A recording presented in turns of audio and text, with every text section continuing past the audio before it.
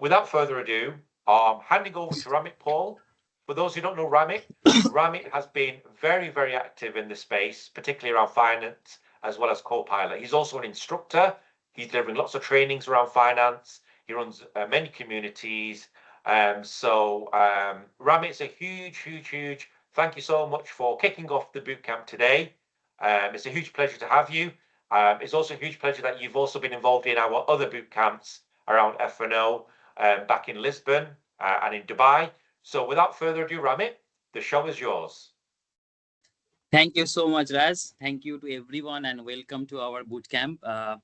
I'm very fortunate to kick off this session. I'm sure today is a busy day for you and you will be seeing a lot of important things in dynamicity of finance. So what I will do without further delay, I will just quickly introduce myself like Raz already told about me. So those who don't know me and first time you are seeing my presentation, then I'm a Microsoft MVP.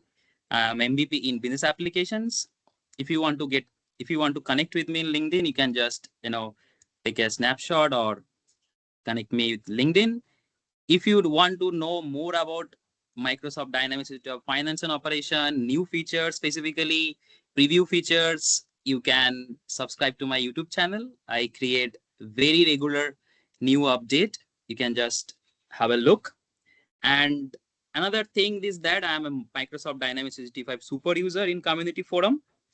So that's important that I wanted to showcase that if you don't know me, don't know about myself, then just get connected. So for the finance tour, since it is for the 1 hour session and to understand finance in detail, you need more time. So how I have planned this session is that I will start by sharing the learning path, the newbies, or who, if you are working in finance and operation or any Dynamics product and you want to move or learn about Microsoft Dynamics 365 Finance, then I will showcase and I will show what are the learning path for you. Then I will give an overview. I will also talk about organization setup and consolidation impact in that. I will also showcase and make you understand about the chart of accounts, financial dimension, and financial tax. The reason is I'm focusing on this area because when you talk about finance, the first thing come to our mind is chart of accounts, financial dimensions, right? So these are the heart of finance. I will also talk about or give an overview of ledger and sub-ledger concept. I will also showcase finance modules, what is available in Microsoft Dynamics 365 Finance and Operations and important features. I will also talk about business process automation, where we can automate the finance processes. I will end up by the reporting framework so that you get an overview tour of Dynamics 365 Finance. And if we have some time, I hope we will end up my session by the question and answers. So I will request if you have any questions, you can type in the chat. If we get some time, I will try to answer those. So when I talk about learning path, so what are the learning path will be best for you if you are trying to learn Microsoft Dynamics 365 Finance, right? So first thing I would like to share that we have a exam specific to finance, which is MB 310. And if you are able to note it down, that's fine. Otherwise, I will copy paste after this session. If I click on it, you will see this is the Microsoft Certified Dynamics 365 Functional Consultant Associate Training. If you want to learn and if you want to pursue this one, you can just start just clicking on the prepare for the exam. You can just complete these courses. I hope you will be able to understand how to clear this exam and all. Okay, these are the module specific things are given. If you want to learn more, a process specific explanation, step-by-step explanation, I have this link for you. If I click on it, and this is the Dynamics of documentation as a whole. If you go down, you will see all the process specific documentation. If I click on plan your chart of accounts, it will, okay, I think my system is okay. Now I think it is visible more. So if you see, if you click on this, all the process specific, more explanation and everything you will be able to see here. How to create chart of accounts. It's all process specific. More explanation you will get from this one. If you want to know more, if you want to know more about the business areas, topics of finance, regardless of ERP, Microsoft has launched a new thing which is business process catalog.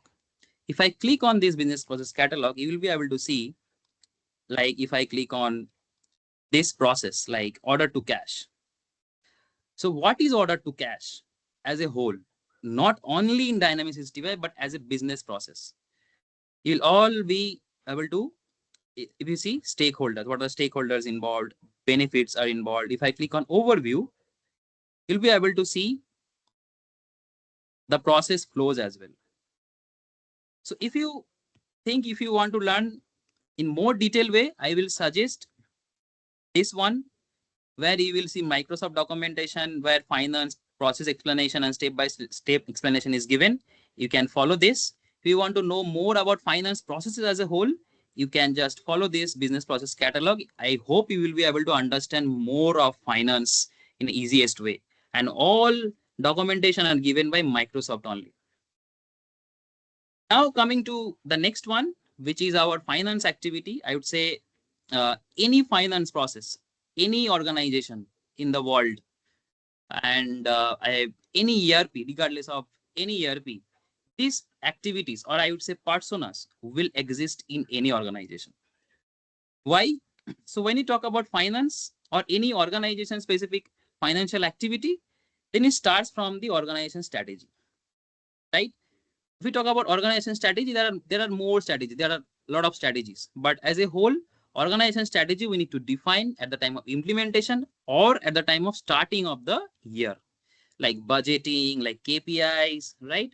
And after that, when the organization strategies are fixed, implemented, then users start, or the super users start processing those entries, like document, like purchase order, sales order, accounting entry processing, JVs, right? This we call about, this we talk about organization transactions. Then if we talk about the next step, which is month end task, when the month goes, the new month comes, the month end task starts, which is month end activity. If we call about consolidation, reporting, VAT return, forex revaluation, book closure, and other things. Once this activity is done, a specific users or respective users comes to the ERP, or any, if they are not in ERP, go to the application, they complete the reconciliation, monthly reconciliation, be it a bank reconciliation, not bank reconciliation, be it a ledger reconciliation, vendor to ledger reconciliation, any reconciliation. They complete the reconciliation, and if they think, okay, I need to do some adjustment, they complete the adjustment in the ERP. And then when the year comes to the end, the year-end closure happens, and again, it repeats from the first step. So why I have articulated this in this session, because whatever you see in this persona, everything is maintained in Dynamics 365 finance and operations as a whole. So next, I will not talk about in theory. I will now give you a glimpse of Dynamics 365 finance, what is available, how it works. Let's see. So what I will do, I will just jump to the Dynamics 365. So it is, I need to refresh it.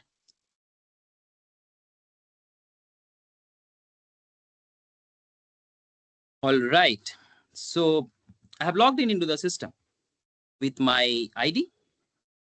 And when I logged in, I can see these dashboards. This dashboard, if you see my name and my dashboard, right? So I can change it anytime. So this, you can think of, if you are implementing, or if you are working in Microsoft Dynamics or going to implement in your organization, you can think of your company's logo and dashboard. It's all possible by configuration. So when you talk about Dynamics, if I log in, then you will be able to see all these things, what is there. And if you are seeing Dynamics for the first time, you will be confused that what are these apps, workspaces, work item assigned to me, and here a lot of menus, right? So I will explain in a detailed way. So when I log into Dynamics, I will end up here, and I can see all the things like apps. I can see workspaces, many things. So Dynamics 365 is a role-tailored, a role-based, security role-based application. As I have system admin role, it means system admin role means a full access. I can do anything in Dynamics, right? So if I have that system admin role, I can see all the modules available, all the workspace available in Dynamics. But if you are a user, a super user, or if you have limited access, you won't be able to see all these workspaces. Assume a accounts payable clerk or accounts payable reconciliation clerk or accounts payable who makes the entry daily basis. Only his or her work is to create payments and reconcile it and settle it with the open transaction. Why he or she is required all this bank management, benefit management. So there is an important part. Whenever you are implementing or using Dynamics or supporting any customer, you need to see all what are the modules available for the users, and all those are maintained by the system administration. If you see my screen, users, if I click on users and if I click on Alicia, so this Alicia having budget clerk, budget buying agent, employee purchasing agent. So these are all roles. Based on these roles, there are privileges. Based on these roles, there are duties. And based on those duties and privileges, user actually sees these workspaces and the left-hand side, these modules. Okay. I'm sure Billur will take us through in our next session for the navigation, how it navigates. But I just wanted to give you a brief. So when you talk about Dynamics 365 Finance, in the left-hand side, you will see all the modules listed. Like accounts payable what? Accounts payable is what? In the accounts payable, you will see vendors, purchase orders, invoice, payments, periodic task. So important part you need to remember that when you talk about any module, there are three things, at least three things will be common for all the modules, which is if you open accounts payable, there will be master data. There will be inquiries and reports. Under inquiries and report, we can see all the reports for that module and setup. These three, at least these three will be common for all the module. If I go to account receivable, I will see masters as a customer. I will see inquiries and reports. I will also see setup. So these things will be common for all the modules. Other things when I talk about accounts payable. So what is accounts payable? Accounts payable is like we create a vendor, we make the vendor invoices by purchase order or without a purchase order, and then we make the payment, and then we reconcile it, right? So if I talk about accounts payable, I will go quickly on the vendors.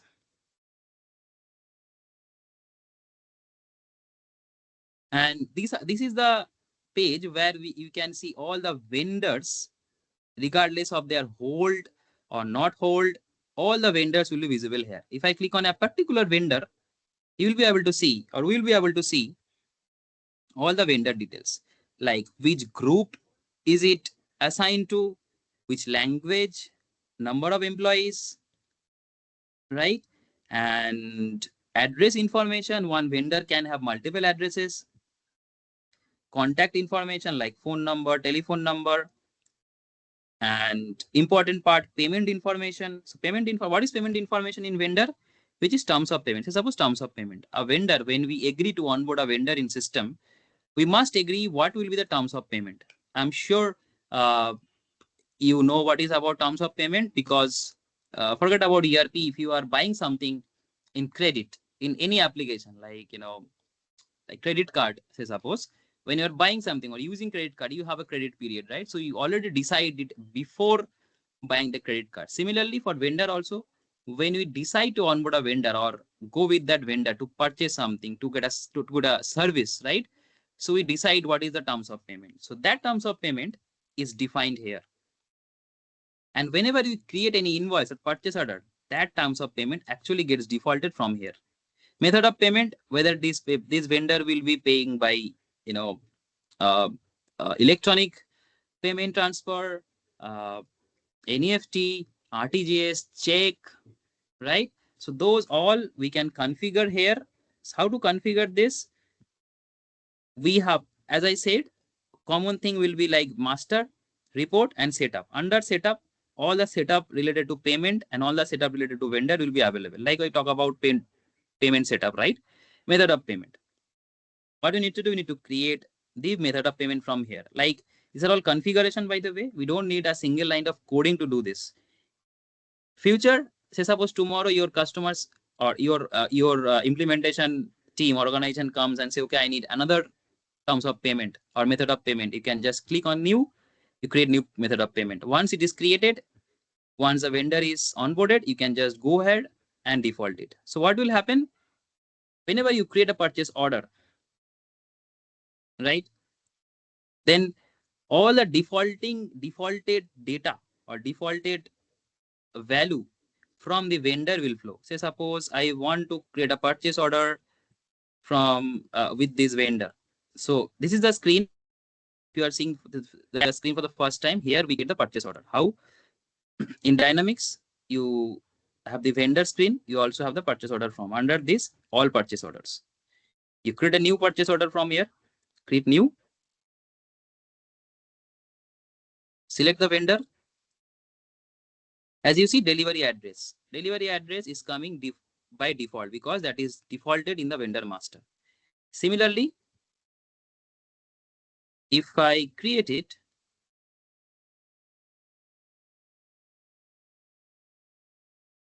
then in the header section, all the defaulted value will come. Say, example, posting profile I will talk about later. Language in the not financial dimensions. Just a minute. Yeah, this one. Price and discount, you see terms of payment. It's automatically came here. So I don't need to select anything. It will come from the vendor master. Method of payment, cash discounts. So everything is how it is coming. Everything is defaulted in the vendor master. So, but that doesn't mean you can't change it. If you think, okay, for this purchase order, this vendor will pay by electronic payment, I will just select it and it will work like that. If you think, okay, for this transaction, this this terms of payment will be 45 days, I will select it. So based on that, the due date and the invoice will be created, right? So I just wanted to give you a brief about the module, like what are the modules available. So when you talk about finance module, first of all, whatever is done in any organization that is directly linked or indirectly linked to finance, right? If you create a service order, if you create a replacement warranty, if you create an asset, if you create a budget, if you create anything, if you do some activity that has directly or indirectly linked to finance. So when you talk about what is linked to finance, my answer, generic answer, everything is related to finance. But there are specific modules to tackle all those, like accounts payable. For accounts payable, it comes under the procurement to pay process, right? Similarly, for account receivable, it comes with the order to cash. Like if you click on orders, you can create all sales order, deliver it. Ultimately, your transactions gets posted from this module, and it gets posted in the heart of, I would say, a ledger. I will talk about in short, right? And when we talk about asset leasing, the third one, what is asset leasing? Most of the companies using this asset leasing as a concept, but what I have seen based on my experience, they are not utilizing this asset leasing module. Why? Because first, I have seen that not everyone knows this asset leasing, because this has come, how to say, 2 to 3 years back.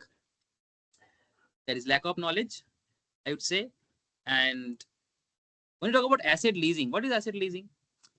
We heard about fixed assets, right? Fixed asset is means our organization is buying a laptop, organization buying a car, organization buying a machine. Those are all fixed assets. Why fixed assets? Because those are all companies' asset that will be depreciated in future. But what is asset leasing? As per US GAAP, as per IFRS, even if you are taking a asset in lease, that time also you need to be responsible to maintain about that last asset, like depreciation, amortization. So that is all about the asset leasing. So when you talk about asset leasing, then assume that your organization, any organization, took their office building in lease. So the question or the answer you can give, okay, I am buying, forget about building. It's not a good example. Think about your machine. A company is a manufacturing company, but they took those machine as a lease, or say suppose took their car as a lease. So now you can come up and say, Ramit, I can consider those as a rent, but that is not a rent. As per IFRS, as per US GAAP, all the standard accounting standard states those has to be maintained by the payer who is actually using that. Here comes the asset leasing part. So when you talk about asset leasing, it's basically a simple concept. What you need to do in Dynamics, you just need to create a lease summary in system. So this one.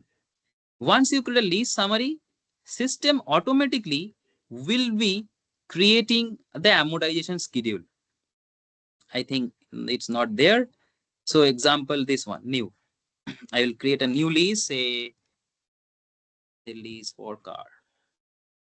I need to give fair value of the asset, incremental borrowing rate, useful life, say in months, 78 months, lease group, vehicle leases, okay, and then payment schedule line. There are other things also. Maybe I can give a lease start date. This one, save it, and then payment schedule lines. In the payment schedule line, what is payment schedule lines? Say you are taking asset in lease, so you have to pay something in monthly basis, right? So that is the payment schedule lines. So I will select period interval is monthly, period is say 56 months, monthly payment amount is 800 USD. That's right. Sorry. And then I will click on create schedules. And I got the notification that the lease schedule is created. So basically, what this asset leasing module does, the way the companies, organizations are using their asset lease schedule in Excel or micro-enabled Excel, that is actually automated in Dynamics 365 Finance and Operation. Right? If I go ahead and click on books, I'll click payment schedule. So now you will be able to see all the schedule. What organization is doing in Excel, those schedule based on my input, when I've created the asset list summary, all are automated based on the standard accounting standard. How this accounting standard is maintained, because it is very much possible that IFRS AS 842 I'm sorry. Sorry. I had to take one glass of water. So it is very much possible that AS for 842 IFRS, and other accounting standard like Ind AS can have different treatment for maintaining asset leasing.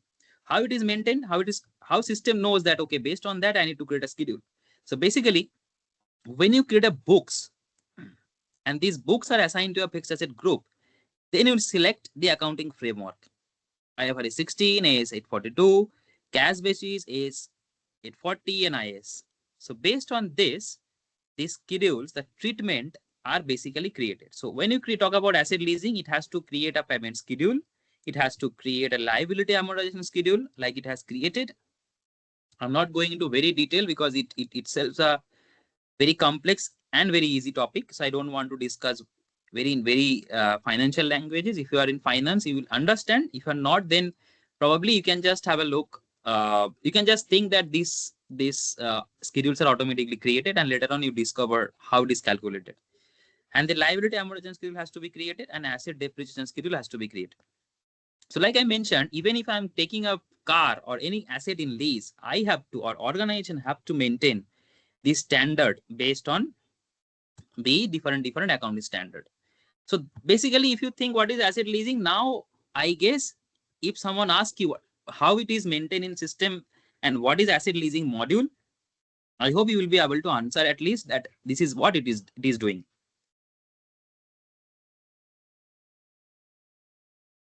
Okay. I wanted to just discuss about it. So now, without further delay, I will just quickly go ahead and show you the organizations. So when I talk about finance, it is possible that I am an accountant as a user. I am working for two different legal entity or two different companies. How these companies are created, I will show you. But here, if I'm working for this USMF legal entity is basically a legal company. Assume a company is registered in USA with a different VAT number. The same company is registered in UK with a different VAT number. So that has to be a different entity. So those entities are created, and if you when you are completing any transaction, you just select that entity and go ahead and process those transactions. Right? How these legal entities are created, I'm sure Andre in the Andre session it will be very detailed, but I would like to share you that how this is maintained in Microsoft Dynamics Suite of Finance. So when you create a company in the system, at first and important thing, you need to create this entity. You need to give that details or give the entity details or company's details here in the organization administration module, organizations and legal entities. You need to give a name. You need to give a company and search name. And important thing is that say contact information, statutory reporting informations, right? And then dashboard, like I was showing how my dashboard is looking like my session dashboard. So here you just need to select it and click on change and you can change it. Report company logo image. It is what when I'm printing any report from the system, it will take from here. So if you want to print the logo of the company, you can just come here, click on edit and click on change. You can impose or embed the report, logo, and your report will take from here and it will print. Okay. There are many things like tax registration number, company specific. I will add here whenever creating tax information, VAT registration IDs. You can click on registration IDs. If you have multiple registration IDs, you can create like this, right? And important part, which is in organization, say suppose you are working in a multi-country implementation or multi-country, your company is organization is having existing in UK, US, Bulgaria, India, Sweden. So how it is maintained when it comes to the consolidation? Because consolidation is a company which actually gives us as a group company's data. So in Dynamics, we create that as a company and then we actually tell the system that use this legal entity for financial consolidations. So based on this input, system won't allow any transaction in this company. Rather, whenever you are running the consolidation for all other companies, that those transactions will be consolidated and posted in this legal entity. Okay. So now, if I go to GLSI, how this consolidate, since it is marked as used for financial consolidation, that means it is a consolidation company. We have a module called consolidations. We click on consolidation online. And from here, we can click on perform consolidations, select the template. So this is the new one. If the people who have joined, who has been working in Dynamics for a couple of time, this template was not there. This has come very recently. What is that template? Now you don't need to select entities to consolidate. You just need to select the template. So template means you actually predefine that legal entities which has to be consolidated. So now for me, this in template, I can give main accounts, I can give other things, financial dimensions. I can select which companies will be consolidated based on this template. Now, if I perform this consolidation, if I select template, click on Group UK, click OK, it will be consolidated. So The main reason is to showcase the consolidation is that it is very important when you are creating any legal entity or implementing any legal entity, large scale implementation, there must have different organization or entities who has, and those has to be consolidated in Dynamics. So you have to create legal entities and you also have to create consolidation legal entities based on that input what I have shown. And after that, you need to come to the consolidation legal entity when the time comes and you need to click on consolidation online. Okay.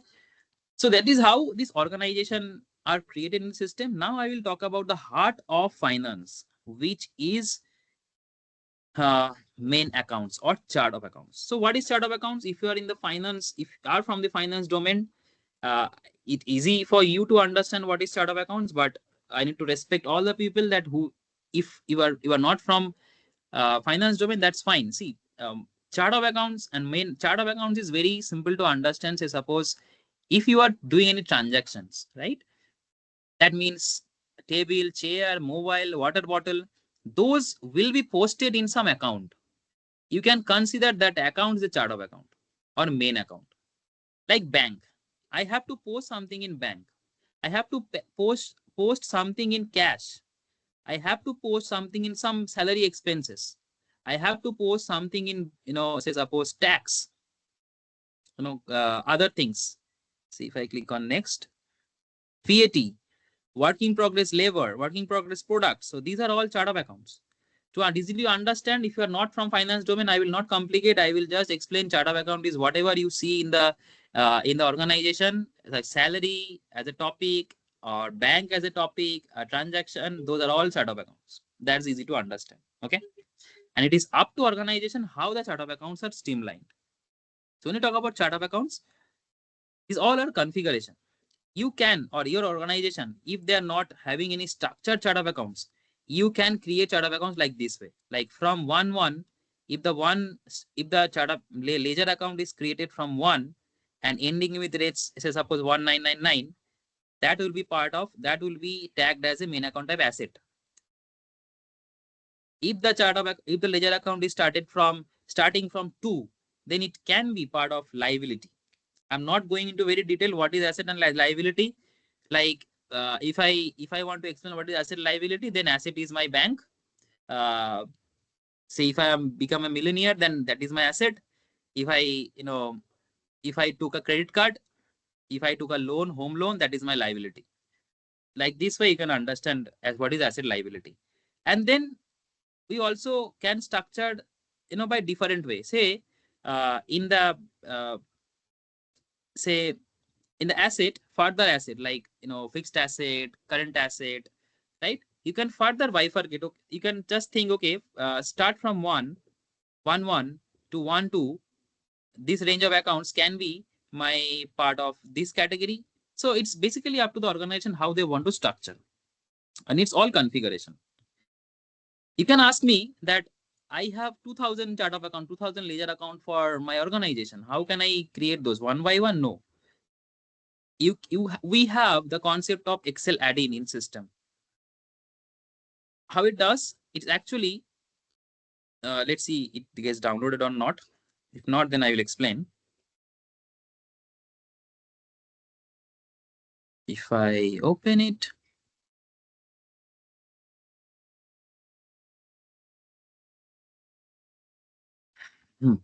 so if you see, this is downloaded in my system, the Excel. But the beautiful thing about this Excel is that I think I need to do.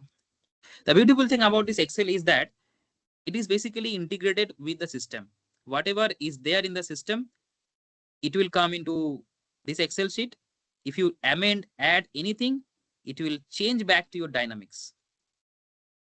I think I don't have this, but that's fine. It is not, demo is not very important because we have shorter time. But what I'm trying to say is that this Excel add-in is having the integration capability. If you add something in that Excel, it is directly linked in the Dynamics. Whatever you change, it will change in Dynamics. If you change in bulk, if you're creating ledger account in bulk, those will be created in bulk. Okay. So now if you talk about chart of accounts, we have main account type. So it can classify your chart of accounts like asset, liability, equity, total, profit and loss, revenue, expense, balance sheet, and you can run the report based. I mean, your chart of accounts will work that way. We also have categorization called main account category. This main account category is mainly used to create reports. Like you have a range of chart of accounts. Like you can see in my system, bank account USD, uh, bank account CAD, bank account CNI. So honest, I think you have raised your hand, but I would like to complete and take the questions if you don't mind. Okay. So we have chart of accounts like bank account CAD, bank account CNI, EUR, DKK. What if your organization wants to get a report in bulk, in accumulated way? Like I want to see all the money I have in my different banks. So there comes the main account category. So you can classify this main account as a cash, and then you can create a report, financial report, and you can generate the report based on this category. Important part, other important, you can default currency. There are many things. If you want to suspend the ledger account, you can just suspend it. You can, if you want to stop this main account by using manual entry, you can just click on manual entry, stop it. It will not be allowed to use manual entry. Okay. And important part is legal entity overrides. Legal entity overrides is an example. You have different companies or different countries implement. You are using basically a shared chart of accounts. By the way, I forgot to mention what is shared chart of accounts, what is a chart of account or normal chart of accounts. Assume your organization is having existence in Italy, in China, and UK. Mostly I have seen in these three regions, not in UK, I would say. UK is very simple, but in China, their chart of account is different. If that is from Italy, I have seen some of the Italian implementation that have some, like Brazil, they have some different standard. They want to maintain their own local chart of accounts. So for that case, you have to create different chart of accounts and assign it to different legal entities, right? So for that, it's the override is not that topic, but I wanted to explain that that is the local chart of accounts. When you talk about local chart of accounts, how it is maintained, it is maintained in your legal entity setup. Whenever you are creating a legal entity in the ledger setup, if I go to ledger setup, and here for this GLSI legal entity, you are saying, okay, shared chart of accounts I will be using. But if you go to other legal entity, you can configure that chart of accounts as a local chart of accounts. But a structural organization who understand, okay, I want to report in group wise, for them it is best to have shared chart of accounts. So that is a difference between shared chart of accounts and local chart of accounts. It's whenever if you are a consultant, if you are working in organization, it's best to have shared chart of accounts, because by that way you can minimize the risk of consolidation. But it is a myth that if we have different chart of accounts, consolidation will have some issue, but it is a myth. We can still do that by different way, like having a common consolidation account. Whenever you are running a consolidation, you can run with common consolidation account, but that is a myth. But yes, there are other implications, like it is very difficult to maintain local chart of accounts. Say suppose a new laws come or new, like COVID had come, right? So for that, many companies had to create a COVID discount. So if you are using local chart of account, that means you are creating chart of accounts 3 times. But if you are using shared chart of accounts, you create a ledger account by 1 time. That means it is shared, right? But shared doesn't mean that it will be shared across transactions. Transaction will be legal entity specific. Okay. Again, go back to ledger account, chart of accounts.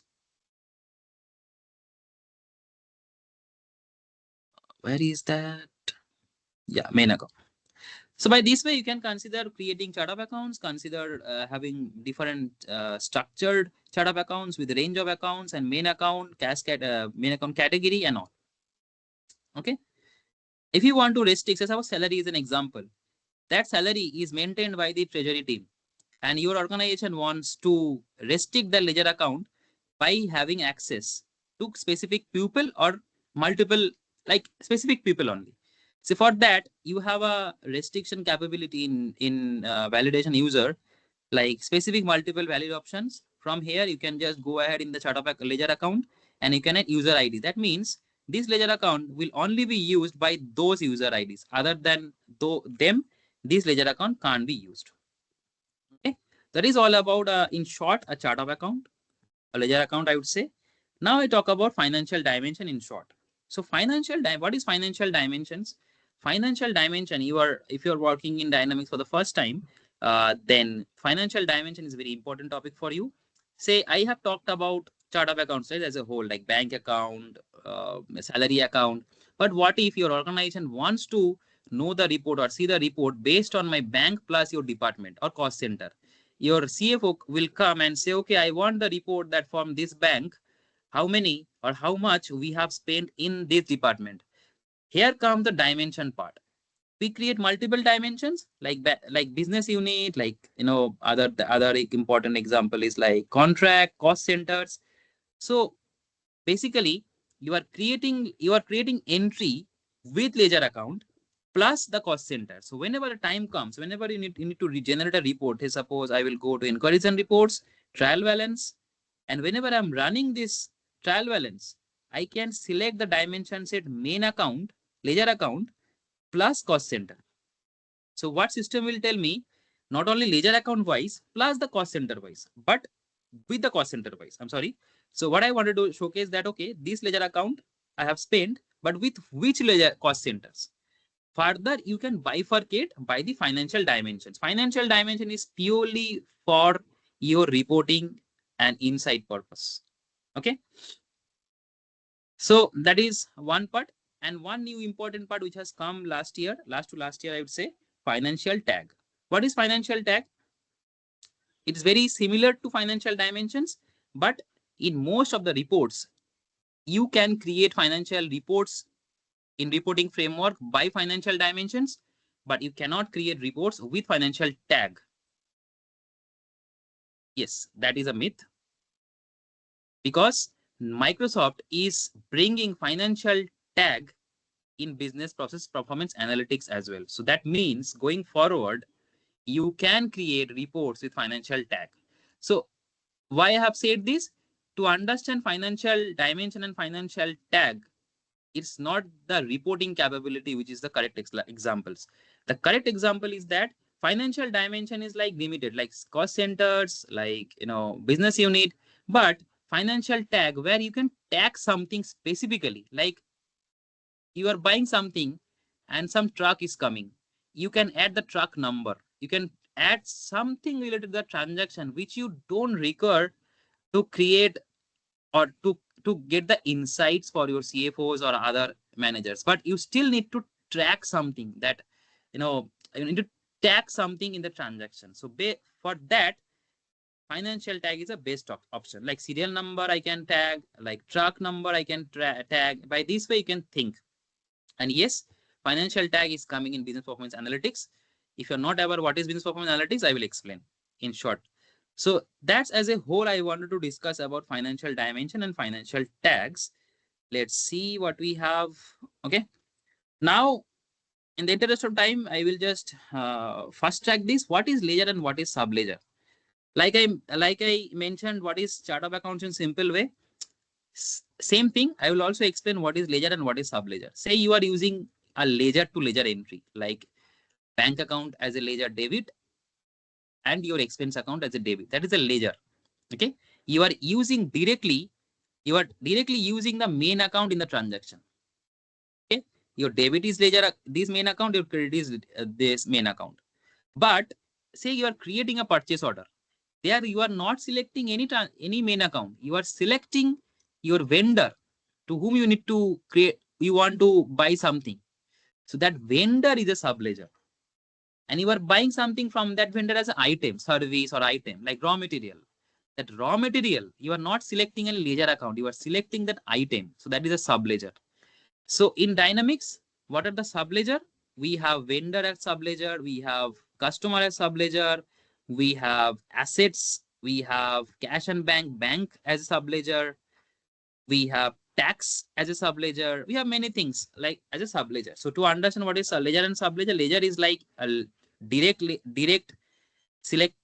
chart of accounts, a main account. A sub ledger is basically an indirect chart of accounts, but you are not selecting the ledger account in the transaction. Rather, you are selecting your vendor, your subledger, your item as a subledger, your customer as a subledger, your bank as a subledger. That is the difference between two. Okay. But as I mentioned at the beginning, everything is directly and indirectly related to your finance. Here also, everything is directly and indirectly related to your chart of accounts, a ledger.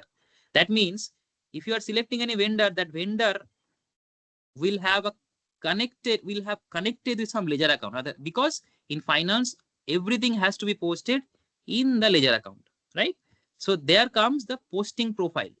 Brittany has some session on that. I hope she will cover this posting profile. I have seen. So posting profile is like, if I talk about vendor posting profile, that means just quickly.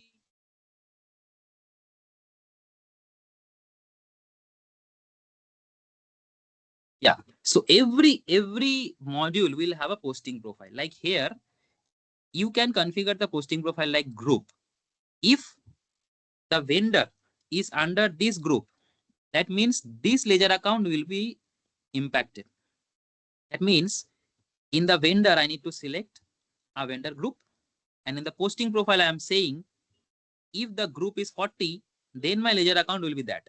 That is the reason I have told that everything is connected. Whenever I'm selecting subledger, everything is connected to your ledger account. So to understand what is subledger and ledger, ledger is your main ledger account. Ledger is boss.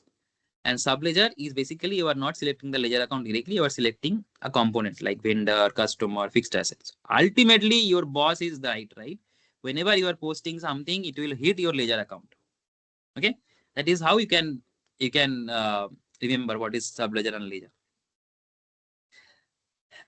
Next one, tour of finance module and features. I think I have already taken you to that. I just wanted to keep some time for reporting and all. But if you talk about finance modules, we have many things. Like if you talk about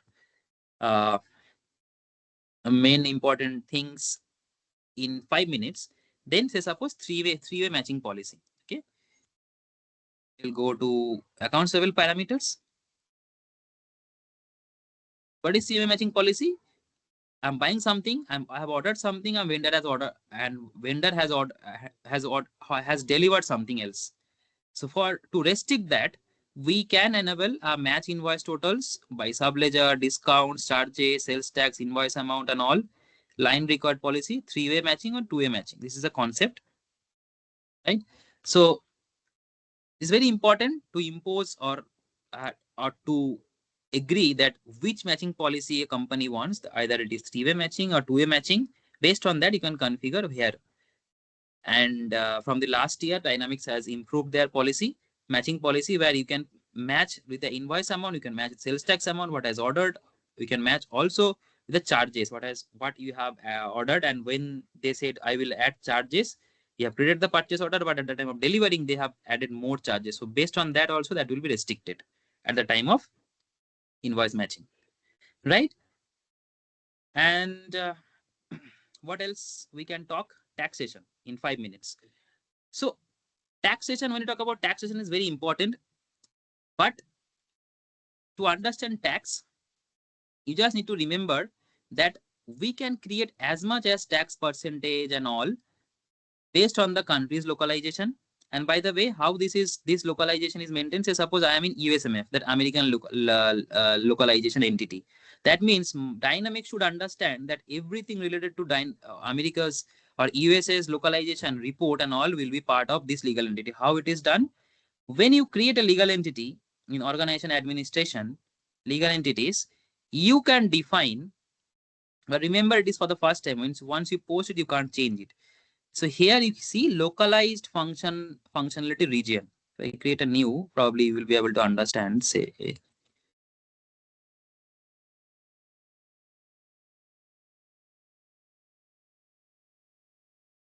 So I will borrow more 10 minutes from Billur so that I can complete my session. I hope that is okay. So localized functionality region. In the localized functionality, whenever creating a legal entity, you can define either by this way, that which country's localization you want, like Canada. I can select Canada. If I start using this legal entity whenever I'm creating, system will think this legal entity will have all the localization related to Canada. This is one option. Another option is that I can select, I can skip this one and I can select, okay, detect using company address. I am not selecting any country. I'm not selecting any country. Rather, I am selecting that detect using company's address. So whenever I'm giving the address here I am mentioning that which country. That means I told system, okay, whatever I'm giving as a primary address here, you consider that is the localization. So whenever I'm creating any legal entity, this is the two part you can just consider while creating, or you are creating a legal entity. So it is very important. Otherwise, your localization will not work. Okay, and then just give me some time to delete it. I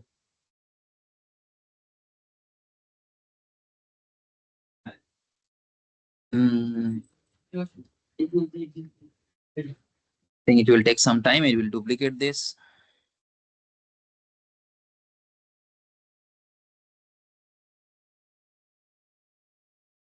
All right, I will go to taxation. So taxation is mainly on the localization part. That is how it is maintained. Otherwise, everything is very global, which is sales tax code. You can create multiple sales tax code. But importantly, you cannot select sales tax code in the transactions. What you need to select is sales tax groups.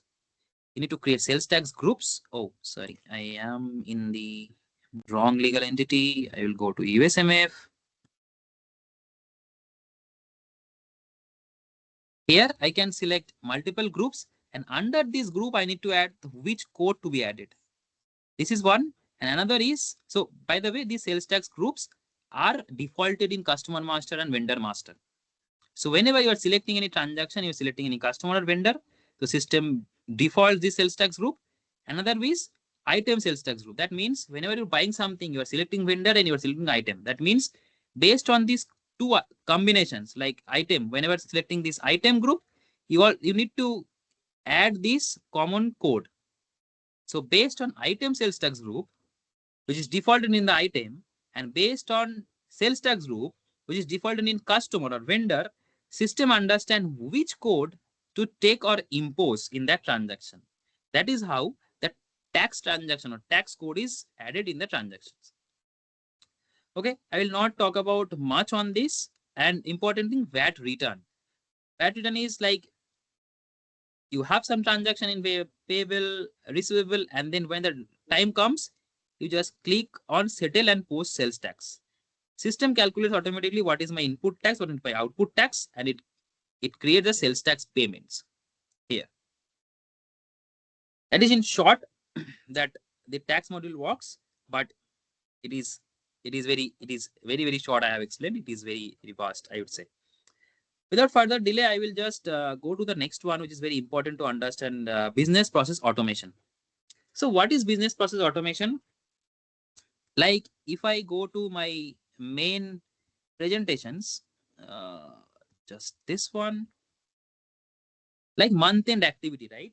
VAT return, forex revaluation, many things as a finance consultant or finance user, they have to complete, right? Or it's not about book closure. There are many activities which a user goes and creates some entries, like forex revaluation, uh, many things, right? Here comes the automation comes to the picture. Or not this one. Yeah. So automation means you just create one-time setup and system will automate when the time comes. See, ledger settlement. Ledger settlement is the area where user comes and settle the transactions. Here we can just create the business process automation and system automate the process based on the periodical activity or scheduler. It completes the process. Like vendor payments, it creates the payment automatically in the given time, and then your accountant will come and create the entry. Sorry, review and post the entry. Accounts payable foreign currency revaluation. Account receivable foreign currency revaluation. These processes are monthly process and very time consuming. in the latest update, Microsoft Dynamics has come up this automation process. Quickly, I will show you in the Dynamics. Another, we have collection process automation, like sending collection letter 1, 2, 3, 4. Why I will invest some time? You can automate this process by the automation framework. Cash flow forecast is one of the automation framework. So if I now go to system, so basically how it works, if I go to accounts payable, I will just quickly give an example about the framework with the foreign currency evaluation, which has come very latest, like periodic task, foreign currency evaluation automation. Here, what we need to do, we just need to click on create new process automation, select AP foreign currency evaluation, create series, give a name, right? Give a scheduler. If it is daily, naturally this is done monthly, and days of the month 30th. On this day, this will run. Click on next, and I will select this. I will click on finish. So what will happen? User don't need to come and complete this foreign currency evaluation periodic process manually. System will do this job and complete the foreign currency evaluation and post the entry in foreign currency evaluation module. Say this was one of the example yesterday I have done. This one has posted by the scheduler. Scheduler means the automation scheduler.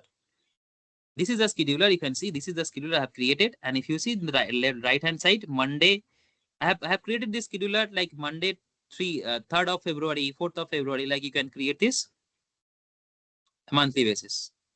So this one, it has run yesterday and it is scheduled. So by this way, you can create automation of processes. Like all the automation processes you can get in the system administration, process automations. It is also available in module specific, but I wanted to give a list like create new schedule process automation. You can see all the schedule process like collection process, AR foreign currency, automating netting, cash flow forecast, ledger settlement, trial balance snapshot, ready to pay schedule, tax transactions, AP foreign currency, or vendor payment proposal. So these are the automated process. You can automate your business process or company's business processes, and it will work, by the given filter. Important part, which is very, very important, I would say, reporting framework. What is available in Dynamics 365 when you talk about reporting is very important. See, this one. So when you talk about reporting, we have multiple framework. Like each and every module will have SSRS report, which is standard given by Microsoft. Transaction forms. Let's jump into the system and see. See, when you talk about standard SSRS report, all will be available under the inquiries and reports, product receipt, vendor aging report. It gets printed on the screen. When you talk about transaction forms, say suppose general ledger. It is not a report, but it gives a dump. Like if I click on voucher transactions, it will give me all the dump of the transaction. From here, you can create your own report. Right? This is a form. In form, you can get all the transaction. This is one of the report. Another is management reporter. Management reporter is used to create financial reports. By management reporter, you cannot create vendor report or something like that. You only can create financial report, balance sheet, profit and loss, cash flow. See if I just show you one of the example. And by the way, this is a self-service tool. Previous one, what I have shown you that SRS report and transaction, that is not a self-service. That is a embedded one. And if you want some change, you need to do some programming or coding. But management reporter is a self-service reporting tool. You can create your report, or the finance user can create the report by their own. See if I go to financial reports, like balance sheet. I have generated this today. I'll click on view. I'll click on all accounts. So see, this opening balance, debit, credit, all are coming. If you want to go further into transaction, you can click and it will take you to the transaction level, financial report. And when you talk about how the ease of this framework, you can see here, it's basically an Excel type of report where you give the description, you give the category or main account mapping here, you add the formula like total, from where to where into total, gross profit, everything, and then you just save it. It doesn't require a deployment. Your report will be visible here, right? And you can generate the report. That is the beauty of management report. Like you can get example, cash flow, budget funds, ratios, 12-month expenses, side-by-side balance sheet, right? These are the part of financial reports. And these are all standard reports. You can create your own report from scratch. Now, I will talk about a new thing. Not new, maybe 2 years. It's been 2 years, which is a new framework which Microsoft has given, which is business performance analytics. So business performance analytics is a very powerful tool. What is this? It's basically embedded Power BI. I'm not talking about embedded report. I'm not talking about embedded Power BI report. I'm talking about embedded Power BI framework. That means this data from Dynamics 365, it comes to your Dataverse table by the virtual entity, and it gives the insight. If you see, this is not in your Dynamics 365, but in Dataverse. In business performance analytics, you can create your financial report. You can create process specific report like purchase order, sales aging, everything. And if I show you, that is basically very easy. Anyone can create this report. If I see here, just give me a minute. So if I open this report and if I want to edit it, if you see in the right hand side, if you see in the right hand side, you see the data model. What is data model? If you know something about Power BI, you will be able to understand, but that's not a mandatory thing. I have created a video on it. I mean, my YouTube channel, an end-to-end creation of installing business performance analytics, creating report. You can see that in detail, but in short, you have your dimensions.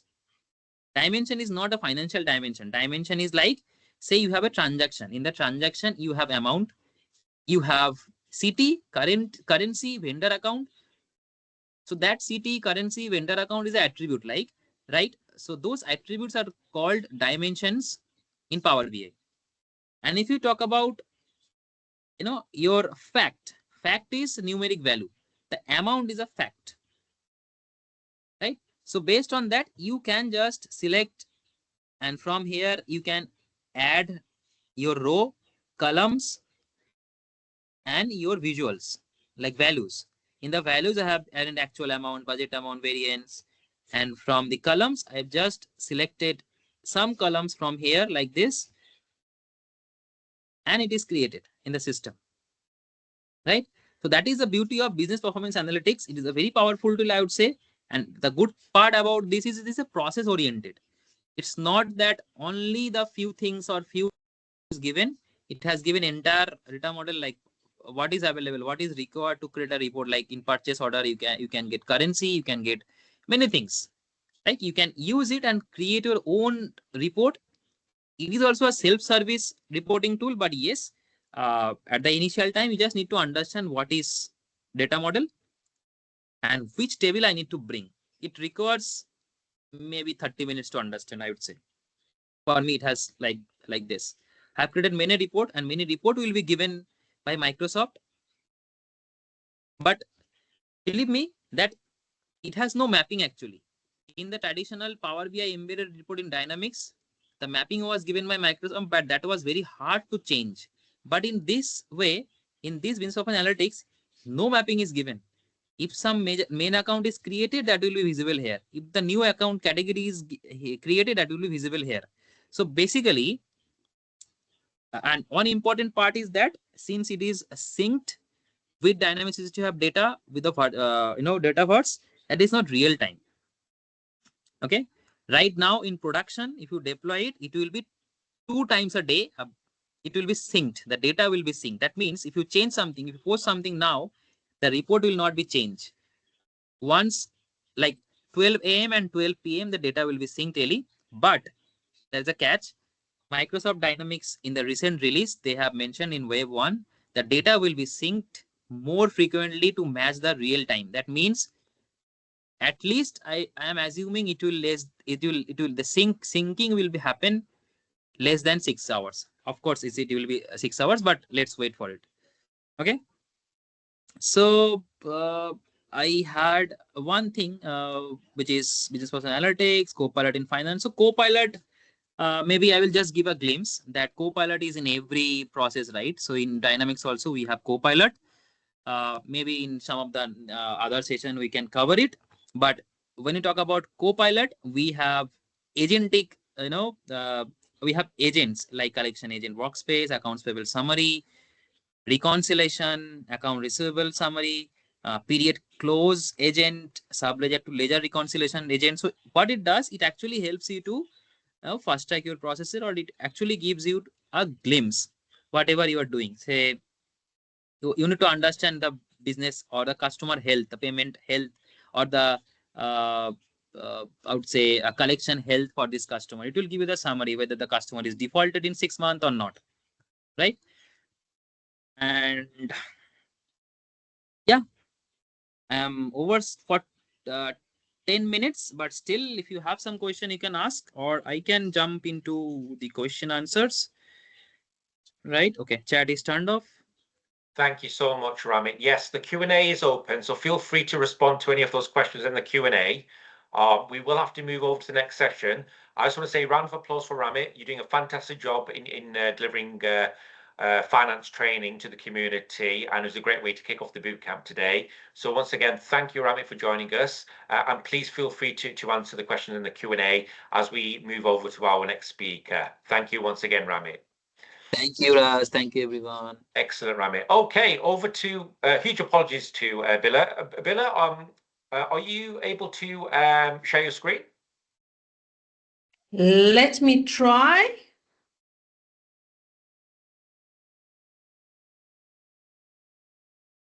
Just a second. I'm not so sure why I can't.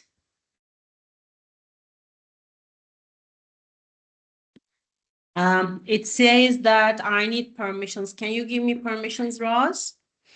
That's strange. Yes, you do have permissions. You are set as a presenter. Okay, So,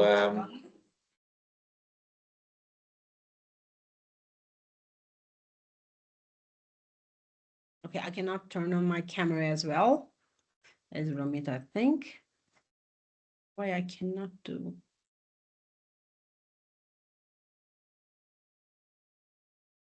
No, I cannot. Just a second.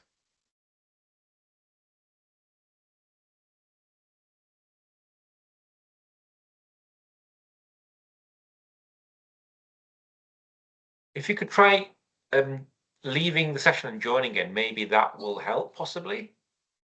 Okay, I will try to. Thank you. Thank you. See you soon. See you. Very soon. Okay, guys, let's wait for Billur to try and rejoin. In the meantime, Andre, are you able to is your camera working? Just out of curiosity, or is Alireza's or any of the other presenters? Because this problem hasn't happened before. Hello there, Andre. Yes. Yeah, hello. It is working for me. So I'm not sure, but also just recently there was a Dynamics 365 community call where also Billur was speaking, and then she also had troubles initially. So let's see if she can solve it by rejoining. Fantastic. Yeah, thanks for that, Andre. It's working for me also, Raz. Oh, excellent. Excellent. Yeah, it may be just a company authentication setting for that particular tenant. Yeah. So yeah, so hopefully that should work. Thanks, guys.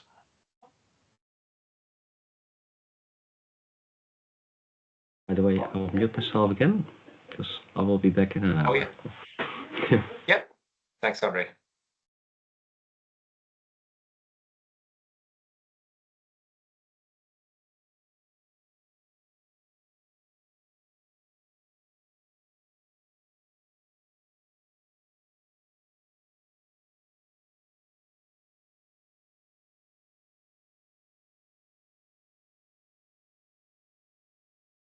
Let's take a look at the Q&A whilst we wait.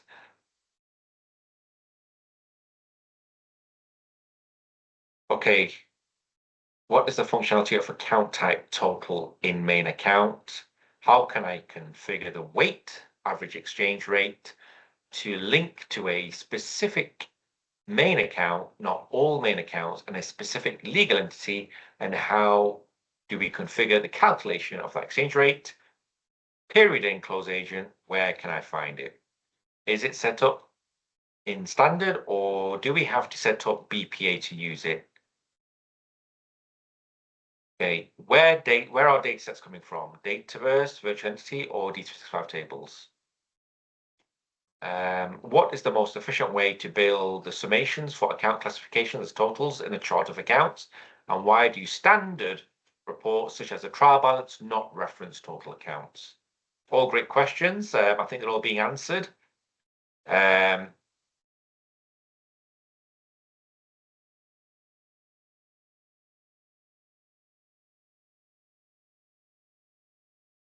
Okay. So someone has joined from a development background, but is finding these concepts, these financial concepts, quite, yeah.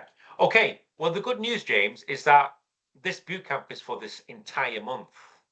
So this is the first week of the bootcamp, and this particular bootcamp is for finance/functionality.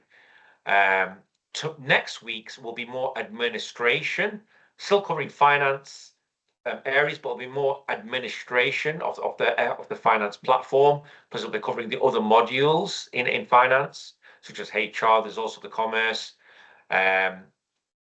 And the week after will be supply chain, and the final week will be development, James, right? So there's a lot to choose from here from this boot camp. So feel free to obviously, attend the boot camps that feel more relevant to you as a developer. It definitely feels like maybe next week's boot camp or the final day of the boot camp would definitely be more viable for you.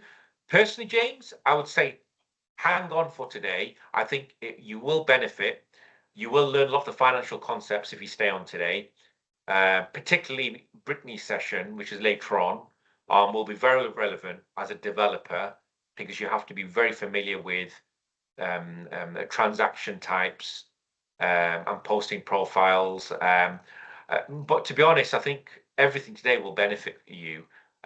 So please, yeah. Don't be scared by what you've seen so far. Okay, let's see if Billur's back online. Oh no, she's not back online yet, unfortunately. So hopefully she will be back online shortly. Let's see if there's any.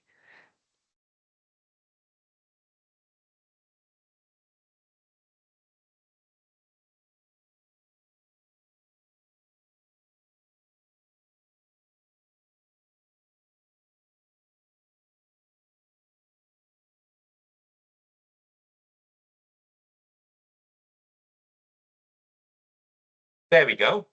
So Billur's back online.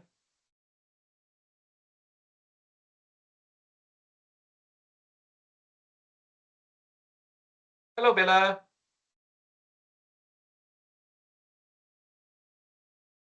Hello, Roz. I cannot still share my screen, but I will log in as a guest. So if you can give rights to the user, okay? Okay. Perfect. I'm logging again with another user. Okay, yeah. Okay. So we have to look out for Billur's second user.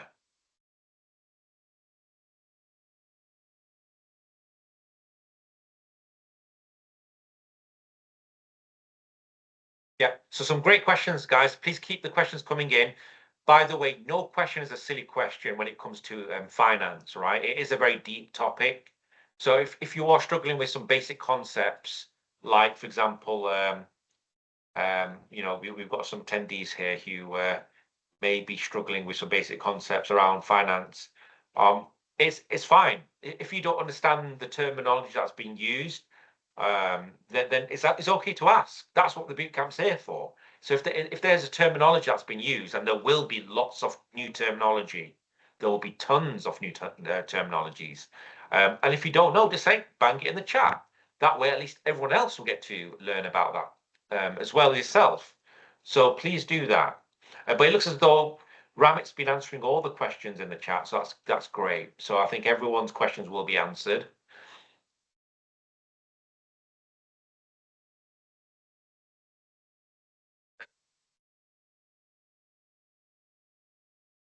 So let's look out for Billur's next login.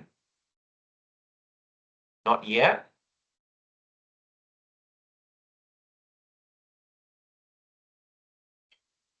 So Billur's not logged in yet with her second account, which I'm sure she will very soon.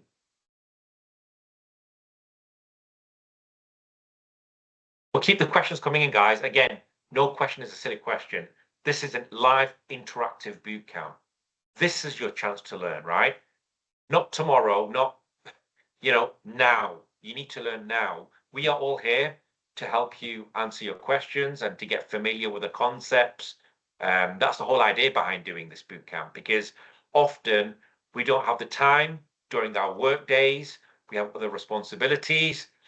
So this is the place to ask your questions on things that you're not sure about. And that's why we've broken the bootcamp up separately into the various elements so that you can ask the relevant questions. So today's all about financial concepts. Please, if you don't understand a financial concept, the Q&A is there. Please ask any of those questions. They will get answered. Okay, let's see if Billur is joined again. Let's see if... Can you hear me? Yes. Oh, fantastic, Billur. You are live, Billur. Yes, we can see you now. Excellent. We can see you. So, Billur, we've taken a lot of your time, so I'll hand the show over to you, Billur, now, okay? Perfect. Fantastic, Billur. Thank you. Technical issues, but I think we have solved it now. So if we are ready, we can start. All righty, let's go. How are you, everyone? Is everyone ready for the user interfaces? So today I will go over the user interfaces. So it depends on how you would like to see. But before we start, just a minute that I will tell you who I am. I am Billur Şamdancıoğlu. I've been around for 20 years, since 2004. Have more than 40 project experience in different organizations. I am Microsoft BizOps MVP, MCT, Dynamics 365 Community Super User, a group lead, and certified, of course, solution architect. And not to mention that I'm very passionate on Dynamics 365 FNO. So today what we are going to discuss is how easy that we can use Dynamics. It's very important. This is why I like Microsoft as well, because rather than adding all the functionalities in the system, Microsoft also involves with thinking how users can make their processes, the things they have to do, easier, and how it looks better. So for example, if you buy a phone, it's simply to communicate with another person, right? This is why you buy a phone. But in the end, you would like to have some functionalities rather than talking. If you buy a car is used for taking a person from somewhere to another place. But in the end, you may want to have that car to have hot seats when you go into that car, or soft seats that you would like to be seen, or someone that you trust, maybe a family member, a friend, or a partner, that as a co-pilot. So for the user interfaces, we will start with the co-pilot. Why Copilot is that, you know, it's very popular that we use the AI in our lives. And I believe that AI is a very important thing that we have to use. And I would like to start with a quote from Satya Nadella, which also Charles Lamano uses. The Copilot is a UI for AI. And in Dynamics, we have in the FNO lots of these AI functionalities as Copilot. In this session, I will try to show you how to satisfy users, and if you are a user, which functionalities that you can use to make yourselves feel yourselves better while you are doing your daily activities. As we start with the Copilot, so there are different types of Copilots that you can set up and that you can use. One of them is Microsoft 365 Copilot. So it's this is being used to enhance productivity with Microsoft Office apps like Word, Excel, and PowerPoint. Another one is that we have Dynamics 365 Copilot in Finance. So as you see, by mentioning the in, this is directly embedded in the Dynamics 365 Copilot. So when you open your Dynamics 365 FNO, you will be able to reach out that Copilot. This Copilot supports business processes by providing insights, automation, and even acts like a user guide to you, which I will show you soon. And we have Dynamics 365 Copilot for Finance, which is not in finance, as you can see, but it is for finance. Once you set up Copilot for Finance, you can reach out some data directly from Dynamics 365 FNO, and then in Excel, Outlook, and time-to-time Teams, you can simplify tasks and you can improve your efficiency. When talking about the Copilot in Finance, what you can do is that you can always activate it and it's always ready to help. You can ask different questions to Copilot. You can say that, okay, in this version, what are the new functionalities? Please tell me. Then it will tell you what is new. So you can read it, or you can click on the link that has been provided, and you can go and read out in detail for the documentation. Or you can say, you can ask for a certain thing, how it can be done in the system. Like, for example, you can say, how can I post a budget in the system? And then you can go directly and then reach out the functionalities. So let's go to Dynamics now and see how we can activate the Copilot. I'm in the home page. As you can see, this is my home page. In the left pane, you will be able to see the home, favorites, recent forms that you open, the workspaces, and the modules. We will go in detail for the workspaces, but for the Copilot in Finance, you need to click here, the Copilot image, and then you will be able to open the Copilot. So in the right pane, as you can see, it is connecting to Copilot. And here you can ask your questions like, how can I post a budget? After that, system will open, will reply your question. And by clicking on the link, system will direct you to the web page that has the detailed answer. But I have to mention that this is not like some AIs that gives you all the answers. Like, you cannot ask here something apart from Dynamics. So you cannot ask here, how can I fix my car? So this should be related about Dynamics. Here, you can ask about the data, it's more about the user guides. You can also make some developments on the Copilots according to your needs. Also, for the Copilots, we have one more functionality for the in finance. It helps you analyze the data. So when you are in some of the forms, you will be able to see the summary by Copilot, which status it is, or what are the insights. So let's go to Dynamics and see how it works. For example, I will go directly for purchase order. I've added the all purchase orders in my favorites by directly clicking the star image on the form. So I open the purchase orders. These are my purchase orders. I would like to go with the last one.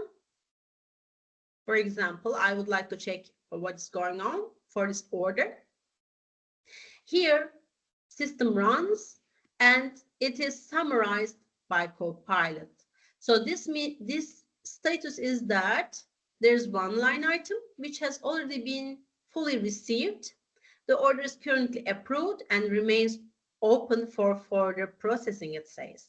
For the insights, also we can have if it's overdue or if we need a confirmation or so. These details can be seen here in the system. Or for example, let's go for a vendor, okay, and select one vendor. Here, for example, Acme Office Supplies. When I go in, also the same summary appears here as well. So we can see the status of this vendor saying that there are 1 invoices with the amount, if there is any outstanding, not posted invoices that appears, or if it is overdue, and the overdue days can be given by the Copilot. So this is the user interface of the Copilot within the finance.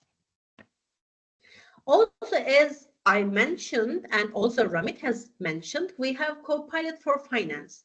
For Copilot for Finance, when you click on the image, which I will show, it will open you an Excel, and then on the Excel you are able to do the reconciliation, or you can do the variance analysis, like for example in the cash flow forecast. If you are using the Outlook, also if you both using the Copilot for Finance, you will be able to use the functionality of the email summary. So if you want to reply a customer or a vendor, system will be able to offer you an email summary. I'm not saying that it will automatically be posting those emails, but it offers you how it should create an email, and you can say you want some additional information from the system as an email summary as well. So this functionality can be activated. Let me go to our home again. Sweet Home. Okay. Here we have Copilot for Finance image. When I click on this button, system, if you have not set it up, will guide you on the setup page. So you can select either you can use in Outlook or you can use in Excel.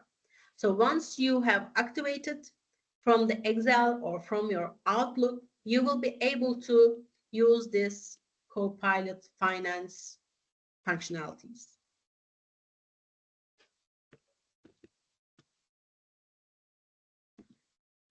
We have also, as to ease the users' processes, BPP. BPP means Business Performance Planning. This is not a new functionality, but lots of investment has been made to be able to use this functionality.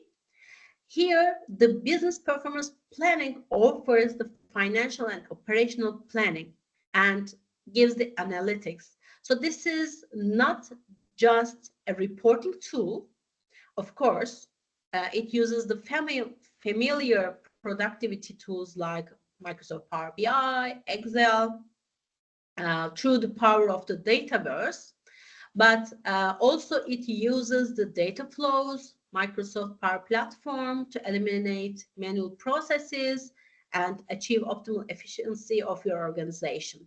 So what it does is that when you activate the BPP, you can do your budgets on there, on directly the Power BI reports by dragging and dropping and editing. So what it does is that by the visuality that you have, you will be able to easily see the effects of your changes. And we have BPA, and BPP and BPA look similar, but not exactly, because BPA is mostly a reporting tool, as Ramit has shown in the previous session. So it has Dynamics 365, of course, Dataverse, Power BI platforms, and this offers you a scalable and unified solution for analyzing operational and financial data. We have financial reports in Dynamics directly, which I use mostly for reporting, but in BPA, you also have not just the financial, but the operational data as well. Normally, what we use is that we use the Power BI for these reporting purposes, but with the BPA, now users do not need to know so much detail about how to use the Power BI and can easily create their own reports. And this will help IT to lower the responsibility that they have, because we cannot expect all the users to be the IT employees, but to know the IT as much as we do, but they are able to do and use this functionality for their processes. The difference between the BPA and the BPP is that, as I mentioned, BPA is more about the analyzing and reporting for the performance, and BPP focuses on future planning and strategic decision making. So let's go to our Dynamics. Here you will be seeing all these two apps. One of them is Business Performance Analytics, another is Business Performance Planning. So when you click on them, they are not directly in Dynamics, so it will divert you directly to the places that you can set up. So you need to do the setup first. For these ones that I have made the setups, so for me, it opens the place that I can now use them. We have business performance planning. And in business performance planning, you can create dimensions, cubes.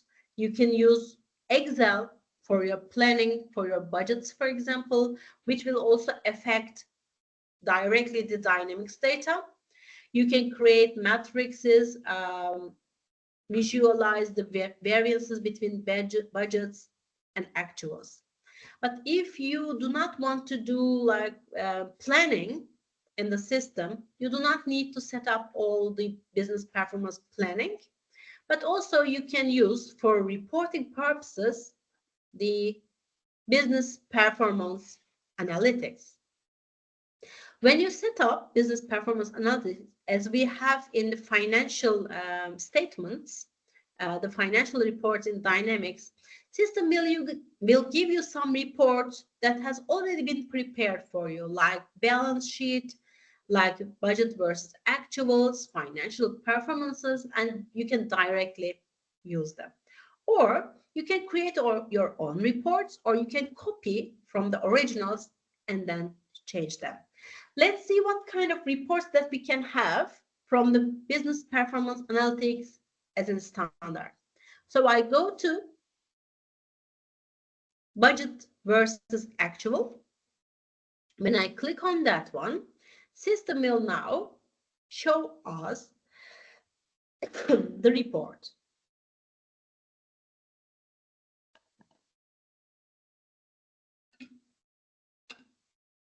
Here, as you can see, we will be able to see by currency, by company, by group, and the totals from actuals, budget, variances, and variance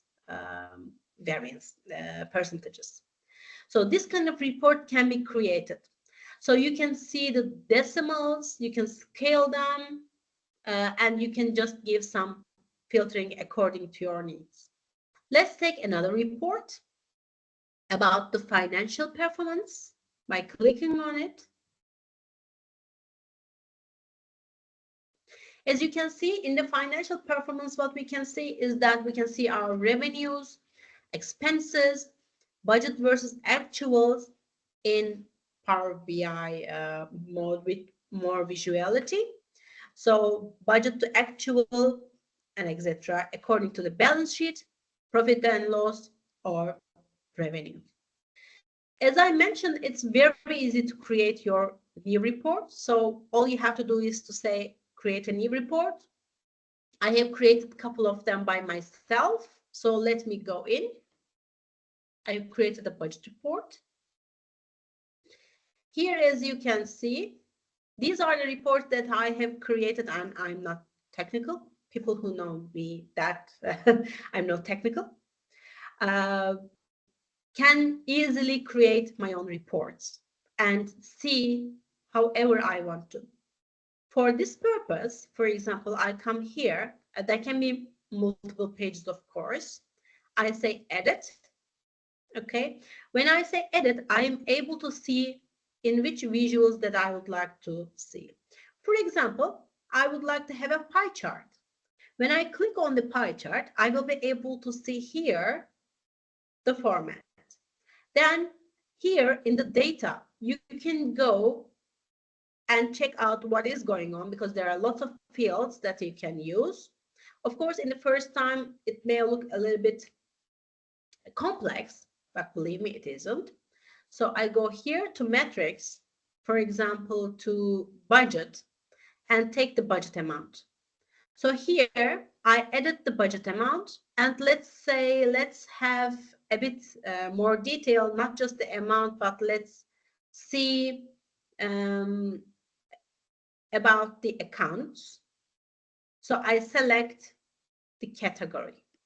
Okay, so that's it. Now I can see my budget according to my ledger categories. So when I save it, it's done. It will be saved, and I can publish, and I can share. So I can manage the access, say that this can be seen by this or that. And here I could be able to change my visuals. I can say fit to page, width, show some grid lines, and etc. So it's really very easy to use and process with the business performance analytics. I think this is,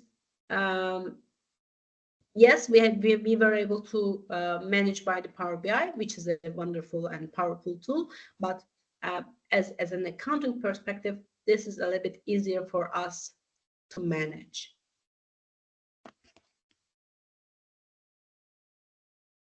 So let's go. And we have workspaces. So I'm trying to show you the best user interfaces that are in the system. In my point, of course, there are lots of functionalities that we can use in here, but I think workspaces are one of them, because workspaces are designed to provide users with a tailored role-based experience, giving them quick access to the most relevant information and tasks. Rather than going all of the menu items and try to find out where you are, you can use directly workspaces that are tailored for your needs. In standard, there are lots of workspaces created by Microsoft. So let's go back to Dynamics. Here in the home page, as you can see, there are lots of workspaces and some that I created, but most of them are here. And it's very efficient to use. For example, this is a new workspace. As I said, that Microsoft always thinks about the users as well and does things in the user's perspective. For example, you are a collection coordinator. This is one of the best workspaces that I like. You click on the collection coordinator and you will be able to go directly and see what you need in a workspace. You do not need to go in different places to collect data accordingly. I click here and select one of the customer accounts. Let's say San Diego. Hello to San Diego, if anyone from there. Now here you will be able to see for these customers activities, highest balances, age balances, and etc. And also if you go to view customer detail, voila. Now also we have as a surprise a summary by Copilot that summarizes that customers' activities for us. As you can see, we can see the balances and payment histories also in here. We can see the overview, age balances, contact details, customer timeline, open transactions, disputed invoices, promise to pays, unsettled payments, etc. and etc. Also, from these pages, we will be able to create a new activity, update aging, and so on. So these places can act like kind of their own menu, and for users to be able to manage and save time rather than going around the menus. So if you want to create your own view, you can say that, okay, we need some of the fields in the standard, but some of the reports we do not use, so we do not want to use that workspace, and you would like to create your own. All you have to do is to right-click on the home page and say personalize workspaces. So when you personalize, as you can see, there's a personalization form opens, and you can say add a page, and then you say that you would like to create a page as a workspace and name your workspace. Like, for example, purchase assistant workspace. Okay, when you say okay, then your new workspace is created. Of course, when you go in, there's nothing because we have not assigned anything to this workspace. In this case, what you have to do is that then you go directly to the other forms that you would like to add into this workspace. So let's go to the form of, for example, the purchase order. Okay, and let's see what we can do. I'm going to all purchase orders form. And I'm a purchase assistant, for example, and it's told me that I should check the purchase orders daily that has the delivery terms of EXW. So how I do that? What I can do is that go to the menu of accounts payable, find out the purchase order, give a filter, and check out in detail. Right. The second option that I give the filter. So there are different ways to give a filter. You can directly filter from the form by clicking on the field and give your filtering criteria, where there can be used different criteria that you can have. You can have this list on Microsoft sites, or you can use detailed filter here and add the fields that you would like to filter from, because in the forms, in the first form, you will not be able to see all the fields that you have. So you may need to give different filters from different tables. You will be able to do that filtering from here. So I say, I would like to give this filter according to the delivery term, right, field, the column, and which has AXW. So I add the filtering view and find my field, delivery term, okay, and now give here the filter AXW, and then I apply. So this is my filter. Normally, this is something that I have to do daily to filter. Rather than doing this every time, I would like to save my filter as a view. So I say, coming here, save as, save my view, and give it a name. Let's say AXW, okay? I can pin this as a default view. So in each time, I do not need to select in between views.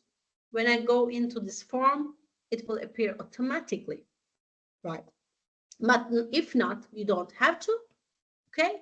So you can select from here the views that you select. When you first go in, you will only have the standard view, but these are the views that I have created.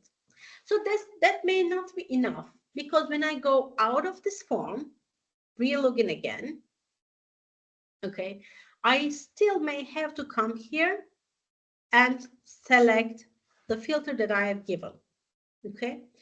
I can say, okay, I do not want to every day search for the purchase order form and then give the filter here. Rather than that, I would like to add this one to a workspace. So here there's a functionality called Add to Workspace. Here you will select one of the workspaces that has already been created or the one that you have recently created. What was our name? Purchase Assistant. As you can see, we can see here our newly created workspace. And here you can select the presentation type. So you can say, I would like to see it as a tile, as a list, or a link. I will now use all of them to show you the differences.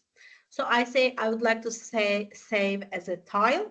I say configure. Here you can say or change, give a different name. You can say I would like to show the number count, and you can select the tile size. And I say add to workspace. That's it. So let's go for the others. I will still use the same one. I will save as a list. I say configure. Here, by default, it lets you eight columns, and it defaults to you. You can always change it. But you can also say, I don't want to use a tabular 8 columns, but you can have simple 3 columns. Let's say OK on what has been given. OK. And let's add one more as a link. OK. And you can give a name, and you can group your links. So now we have added to our workspaces. So every time, for example, every morning as a purchasing assistant, I go to home, okay, and go to purchasing assistant workspace. As you can see, we are able to see here the forms that we have added with filters also. As you can see, we can see here the count. So when I click on it, system will directly send me to the relevant purchase orders. Or if, as we have added, we would like to see the data as a list, so we do not want to directly go to the purchase order, but see the relevant columns, fields in here to check what we have to do. We can see here. You can always click and go to the relevant transaction, or you can say that rather than seeing the data or reaching out, I just want to use it as like an easy way to go, not to go around the menu and directly reach out from here. You can use the link, and when you say, okay, you will be able to direct it to the relevant place. So this is, I think, why I like the workspace the best. And also there are some miscellaneous functionalities that you can use, like you can add the favorites, you can open, edit in Excel and copy paste the data directly from the Excel. You don't have to import data.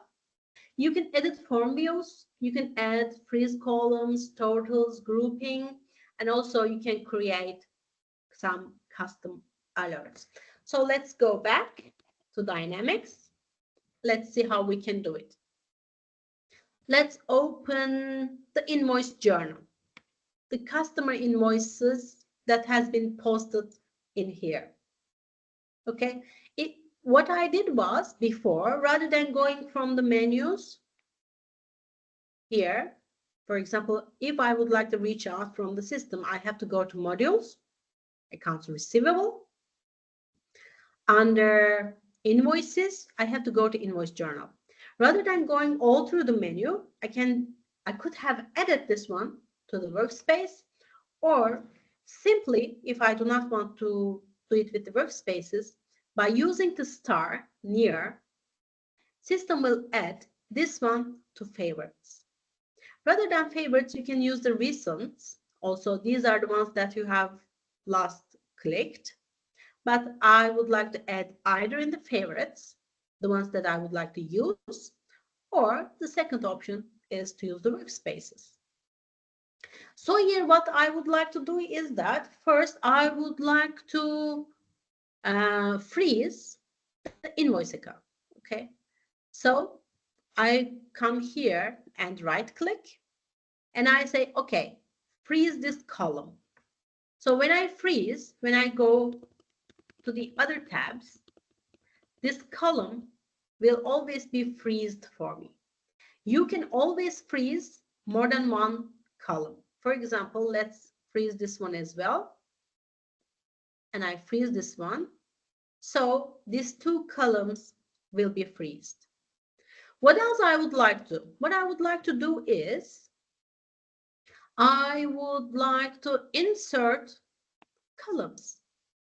For example, these are the fields that has been offered by Microsoft, but I would like to add some other fields on this form. Like if we do not have the invoicing name possible and say update, then that information will also be added in this form as well, as you can see here. Okay. Another functionality that we can use in the right clicks is that we can say export all rows, or this means that we can directly export this information to Excel. So when you click here, there are two functionalities that we can open in Excel. Open in Excel means that you can edit the data directly in Excel. When you edit that information, then system will directly update Dynamics, or you can export the Excel and then it will be in the Excel that you can do your filterings or so, however you would like to use it. If it is an editable form, not like invoice journals, but like, for example, if you have an order in Excel and you have to copy paste that lines directly to the purchase order or a sales order line, then you will be able to use the copy paste functionality to upload the data.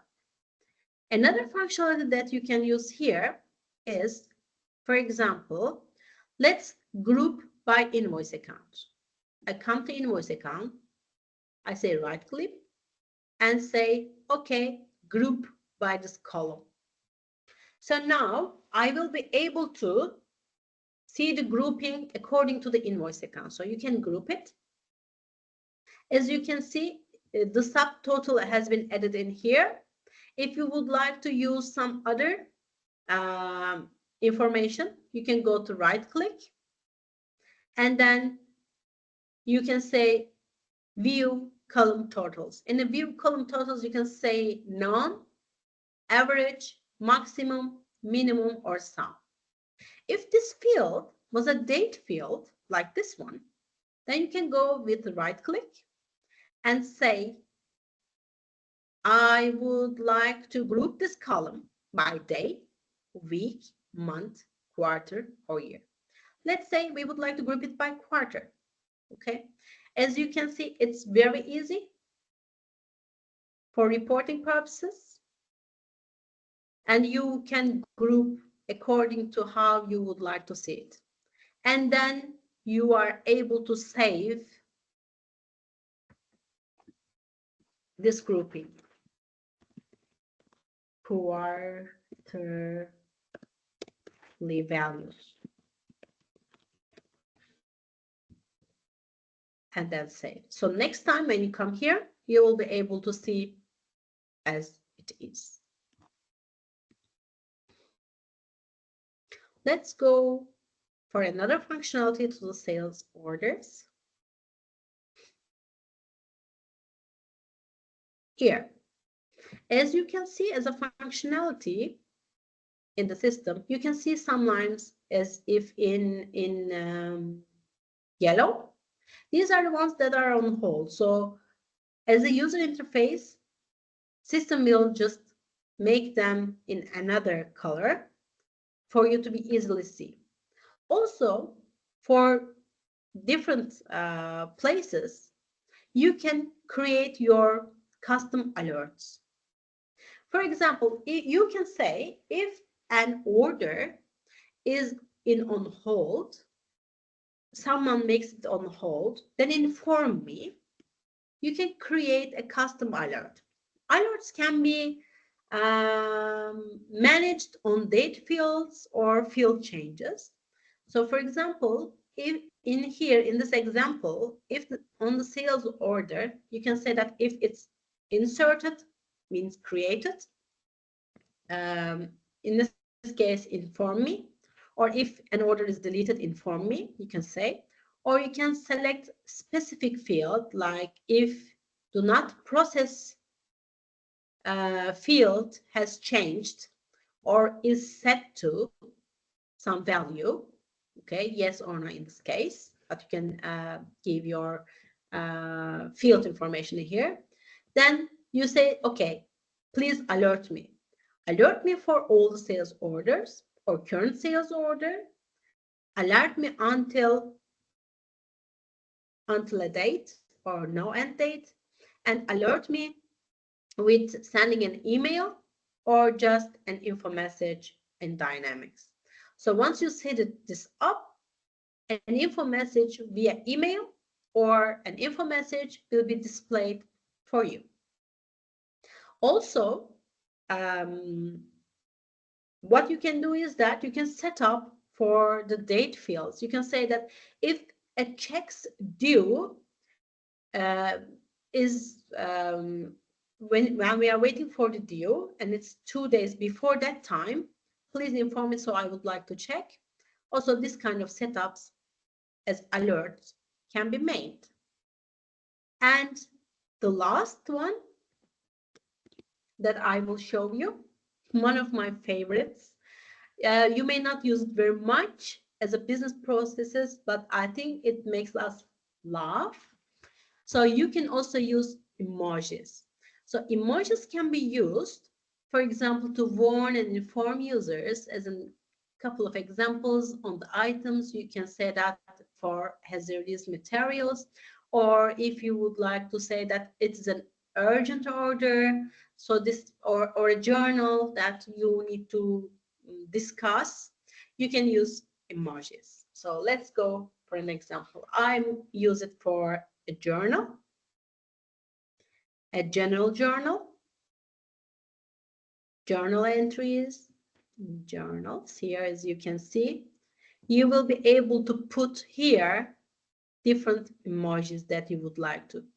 All you need to do is to right click and say emoji and symbols. So when you click, you will have the list of the emojis that you can have. For example, I would like to see, see, and then that emoji has been added. So it's not very, it may not look very professional or so, but it makes me smile. So I like to use the emojis in here. So thank you. Thank you, everyone, the Power community and Raz to invite me here. And thank you for all that you joined the session. I hope it helped you much. And if you have any questions, please write into the chat and I will try to reply as much as I can. Raz, you are muted. Thank you once again, Billur. A round of applause for Billur, everyone. Thank you, Billur, because obviously we had to give you limited time today. So thank you for being able to complete in time for the next speaker. Everyone, please make sure you connect with Billur. She's doing lots of great stuff in the community, so make sure you connect with Billur. Thank you once again, Billur, for joining us all the way from Germany. Thank you, Billur. Excellent. Okay, we are now on to the next session with none other than Andre Arnaud himself. Andre, so I know we're 5 minutes into your time. I know you're quite keen to get started. So I want a huge thanks to Andre. If you don't know Andre in the community, then obviously you need to really follow him because he has one of the most prolific blogs in Dynamics F&O and one of the largest contributors in this field. So please connect with him. I've shared his contact details earlier. But without further ado, Andre, over to you. Thank you, Raz. Are you able to see me and hear me? Yes, we can. Yeah. Perfect. Then I will continue with the slide deck first. So I will talk today about things to take care of when setting up a new legal entity in Dynamics 365 Finance, but also finance operations. But first, short for those who are not familiar with myself as a person. My name is Andre Arnaud de Galafon. I'm a Microsoft MVP business applications on two categories. It's AI ERP, which is finance and operations, and also Power Automate. And I earned that second one because of some efforts I did in blocking and sharing knowledge around process mining, which is also part of the Power Automate story. I'm currently working as a managing partner and CTO at Next 365, partly building up the company, but also partly still helping clients. For example, today I was working remotely for another client where I was doing some performance investigations, see how we can improve some critical processes, which is sometimes running okay in 20 seconds, sometimes in 60 seconds, but we need to ensure there will be consistent time. As Raz mentioned, you can connect me via LinkedIn, but I also have some other contact details where you can find or follow me. Quickly starting with the topic, but first a bit of finance glossary for Dynamics 365. As we will talk about a legal entity, just the question, what is exactly a legal entity and how does it relate to, for example, a company, ledger, or data area? A legal entity is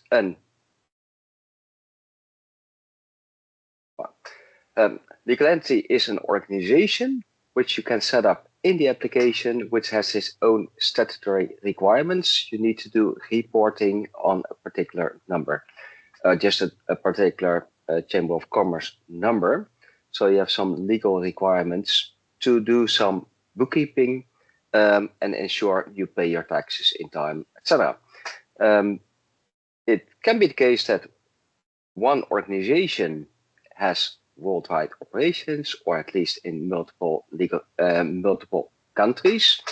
Then it could be the case that there's for example, Contoso Electronics in USA and another Contoso Electronics in the UK. In that case, those are two different legal entities. Also needs to be set up as two different legal entities in the application. I'll also share some experience I've seen in the past with things that went well and did not went well of of just being a bit more open-minded on what's a legal entity. Coming back to that one a bit later. If we talk about a company, in this case, the company would be similar to a legal entity. And ledger is in the Dynamics 365 Finance application, just one table setup where you link accounting information to a legal entity or a company. The data area word itself is more commonly known in the technical space, where a data area is a technical field name to separate data between different legal entities. So as mentioned, data will be shared between, separated between different legal entities in the table series. But Microsoft created tables which holds global data, which are shared also as Ramit. So there is some shared data in the application.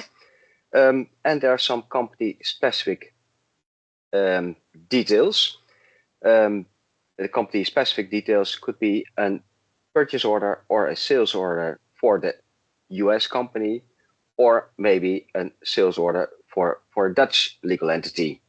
That will be always company specific, but there's also some global data in the application. And if we talk about everything related to just setting up legal entities and defining financial dimensions or chart of accounts, that information is all global in the application, but will be used with some specific filters to ensure that you in a specific legal entity only work with data for that company. And the data storage, to have that all global, is just part of a vision for Microsoft to do also through multi-accounting journal entry in the future, which is also just recently announced in the release plans by Microsoft. You might have heard already about financial dimensions or financial tax. I'll skip the tax in my presentation. In case you browse in the application, you might see different words like financial dimension and default dimension. A financial dimension is just an entity where you can set up, I need to have, for example, a list of departments, which can be set up as a financial dimension or a value stream.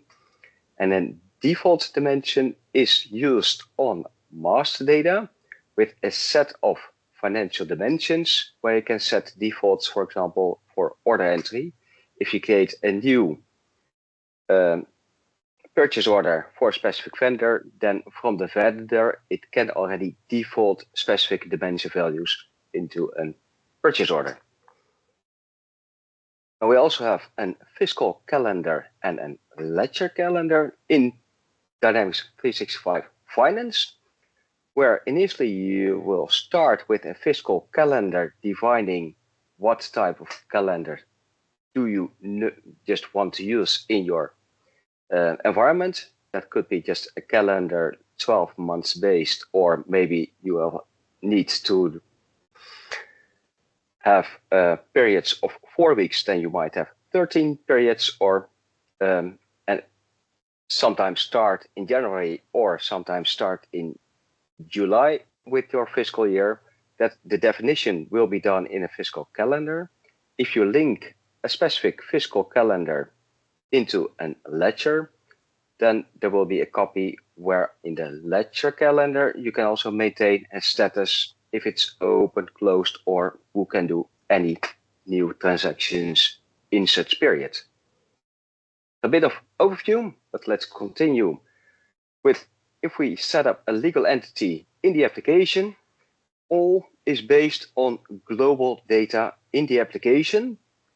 When you create a new legal entity, in fact, you will have nothing defined yet. Then if you go to a specific form called ledger, on the ledger you need to link a specific fiscal calendar, an account structure, a chart of accounts, and exchange rate type as a minimum to get started with the full legal entity setup. And then you also need to do some module specific setup number sequences to really get started with the application itself. Now, if we talk about just some experiences I have with legal entities, I've done implementations in the past with just one legal entity, but also several legal entities in the same country, but also some in different countries. And I've been involved in a really rare implementation type where they currently run over 3,500 legal entities as they only do client accounting. And just when just preparing for just a rollout, it will be just, if you do one legal entity, then you can just consider and just start implementing and see how it goes during testing. When you will do a global rollout of finance operations, you'll need to check and align also with other legal entities, maybe other countries, making the project a bit more complex, because then you might think about, do you want to share the same fiscal calendar across multiple legal entities? Do you want to use the same financial dimensions, or are there differences between the dimensions? The chart of accounts, should you have one, or is it multiple? I will come back to the chart of accounts later as well. And for exchange rate types, I will not go into depth this time. And I have just a bullet with number sequences. For the number of legal entities, in case you have just one just holding just one company doing all the work, but you might have different sites. Then the question is, do you want to just set up one legal entity and have a dimension, or how to configure that? Or do you want to have multiple legal entities and use a consolidation company to do your financial reporting? I've seen several attempts or just variations in the past. Sometimes worked out better than something else. But I've seen, for example, a retail store, of just a chain of store where they had over 500 stores. In that case, it was an older just implementation based on H20, not 2012, just before H2012 already. Then there was no real retail features. They had some inventory control issues if they wanted to go for one legal entity. So they decided to create a legal entity per store and sum up all in just one holding entity, all transactions, and then do the reporting. I've also seen an attempt in the past, and unfortunately I was involved in that project, where a Dutch and a Belgian legal entity, two different companies, had to do their statutory reporting separately, but their sales department was just one. They want to have an easy access in everything they did, and then we did share all tables except for a view to act just as one organization. That was also not working out, and luckily that table sharing is not available anymore as Dynamics 365, so we have to use legal entities. Then just considering, what if you still have one legal entity and try to do operations for a Dutch and a Belgian legal entity in just one legal entity? In that case, you might end up with all kinds of questions. How do I know which number sequence to use for what legal entity? Because the invoice numbers needs to be done per legal entity, there are multiple things to consider. You don't want to go for any customizations. So in that case, also just stick to the rules. A legal entity as different statutory reporting is just also a different legal entity in finance and operations. Now I will go to finance operations to quickly show what to do when creating a legal entity. Ramit already showed a bit of the same form, but I will highlight some more details which are important to consider when creating a legal entity. So in finance operations, I'm currently logged in as system administrator. Then you have just an overwhelming overview of all menus and all menu items. But in the menu organization administration, the section organizations, you can set up and maintain legal entities. You'll see a list of all legal entities available in the application. If you want to create a new one, that's really easy. We want to use defined list. Could be Contoso, entertainment, Netherlands, almost correctly spelled. We'll provide a company ID and you need to provide a country region. That country region is initially used for determining what localized regulated features are active for this legal entity. Meaning that the rules, accounting rules, and all kind of local requirements are different per legal entity, or it is per country.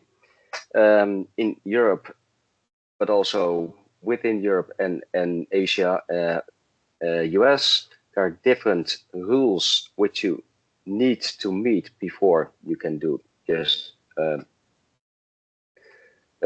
what you need to do for setup. For example, the taxation rules are completely different in Europe compared to how they do it in the US or in India and China.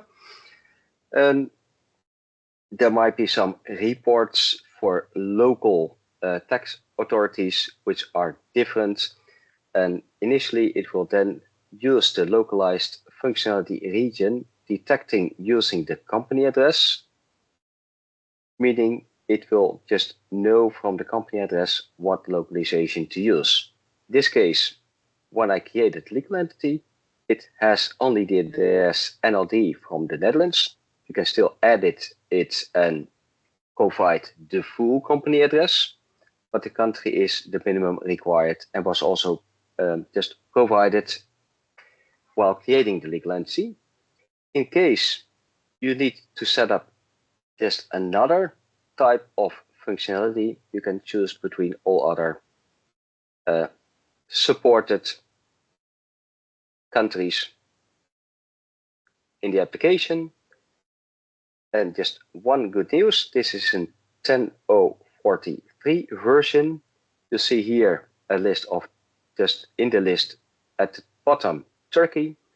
Out of the box provided by Microsoft will be also shipped the localizations for Turkey as of the April release. And this is currently in the preview already. So this localized field determines what menu items you will see for different type of reports or what electronic reports will be visible. But that's the topic from Alireza this afternoon. Next to this, you'll have a lot of different registration numbers depending on just, again, the localization. Some of the fields are disabled or enabled. You can specify bank account information, can be used on printing of the invoice as well. If you need to have multiple bank accounts, you can do the setup in the bank cash and bank account module. But if you need more than one bank account mentioned on the invoice, there might be a requirement to just customize or configure an invoice layout.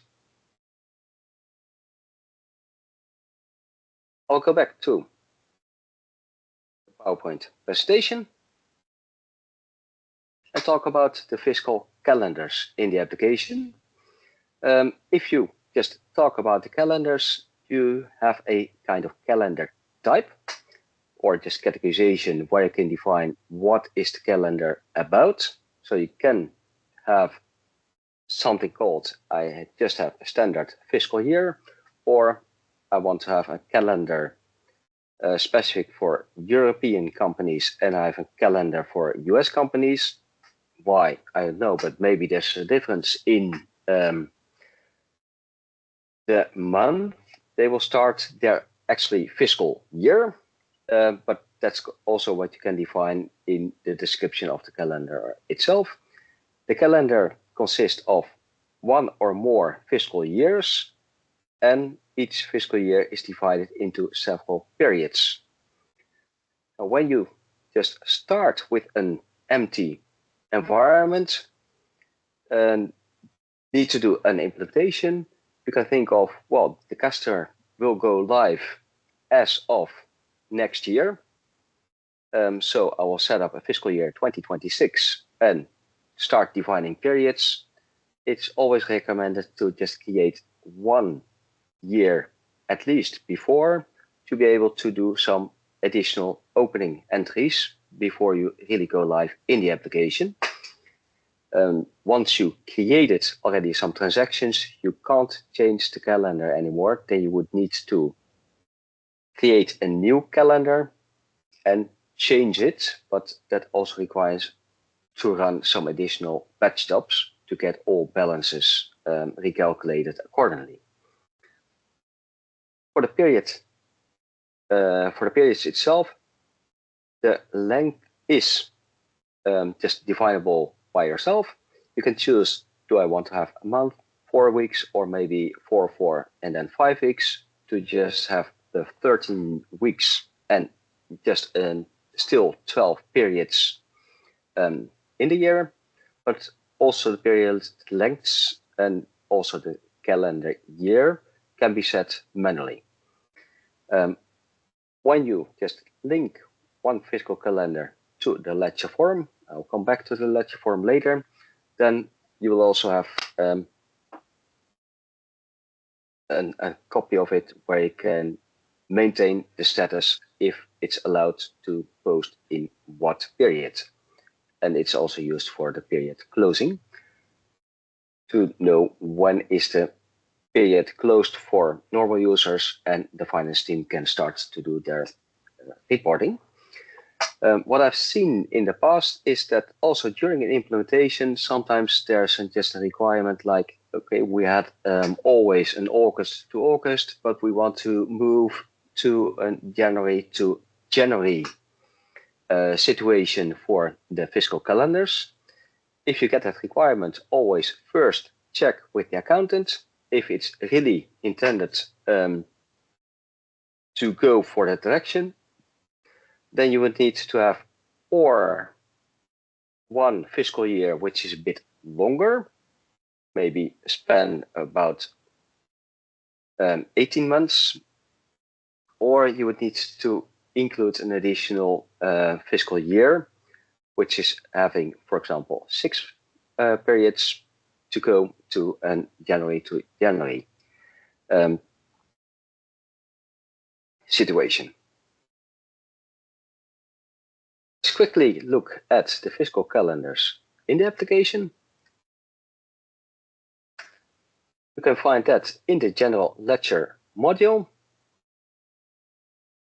As part of Chart of Accounts, you'll see an option, Calendars, where you have a ledger and a fiscal calendar. And also, as part of the ledger setup, you also have the same menu items. The screen opens with just the first calendar category selected. What you can see here is the cal is this description calendar, but you can also open a Chinese fiscal calendar, which is having different fiscal years. This one is not updated yet to 2025. So if we go back to the calendar, you see this has another length. If you want to create a new calendar, then you can click on New Calendar. You can provide a name, description, when should the fiscal year start and end, and what will be the length of each period with a unit. If you create it, it will just create the calendar with the first fiscal year.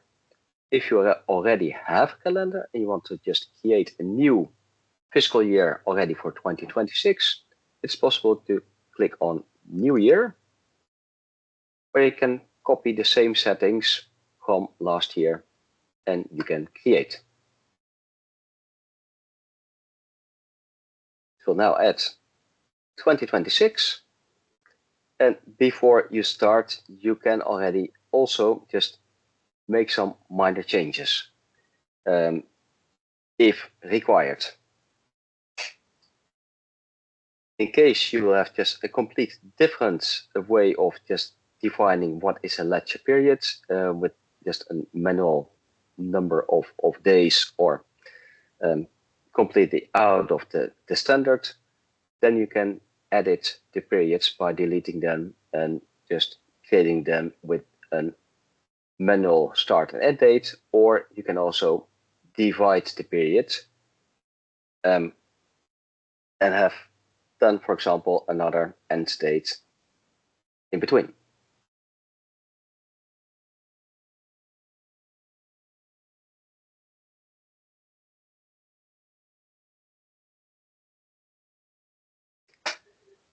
I'll go one step further to the financial dimensions in the application. As mentioned again, and really also during implementations to consider all financial dimensions, but also the values you enter for each dimensions are just global data in the application. And if you create a financial dimension,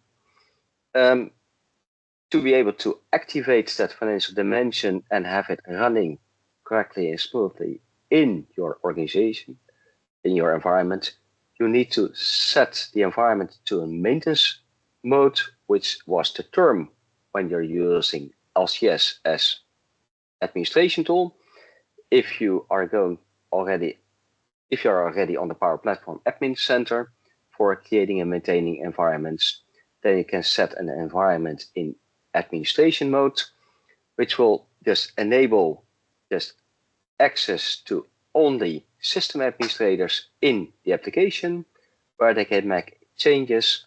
And when you just disable the administration mode, it will just check, validate certain things, but also in the background, it will run a full synchronization of a data model required to store financial dimensions correctly. That's also the reason why a maintenance mode is required, as it needs to just prepare the data model in the correct way in the background. For the financial dimensions, you can choose to have custom values in the application or entity-backed. And what are entity-backed dimensions is, for example, if you want to have a customer group or an item group, there's also an option to define internal organizations like a department or cost center or business unit. Those tables are then linked with the option to also directly use them as financial dimensions, meaning that if you enable a department as financial dimension, each time you add a department, it will also automatically use that same department as dimension value in the application. So that takes away the maintenance of some custom values. And if there's no entity-backed table, then yes, you can still use your own just user-defined lists for dimension values in the application. Now, as the financial dimensions are global settings, what you can do is just reuse one dimension. It can be part of multiple account structures. I'll come also to a demo of the account structures and the demos and the financial dimensions soon.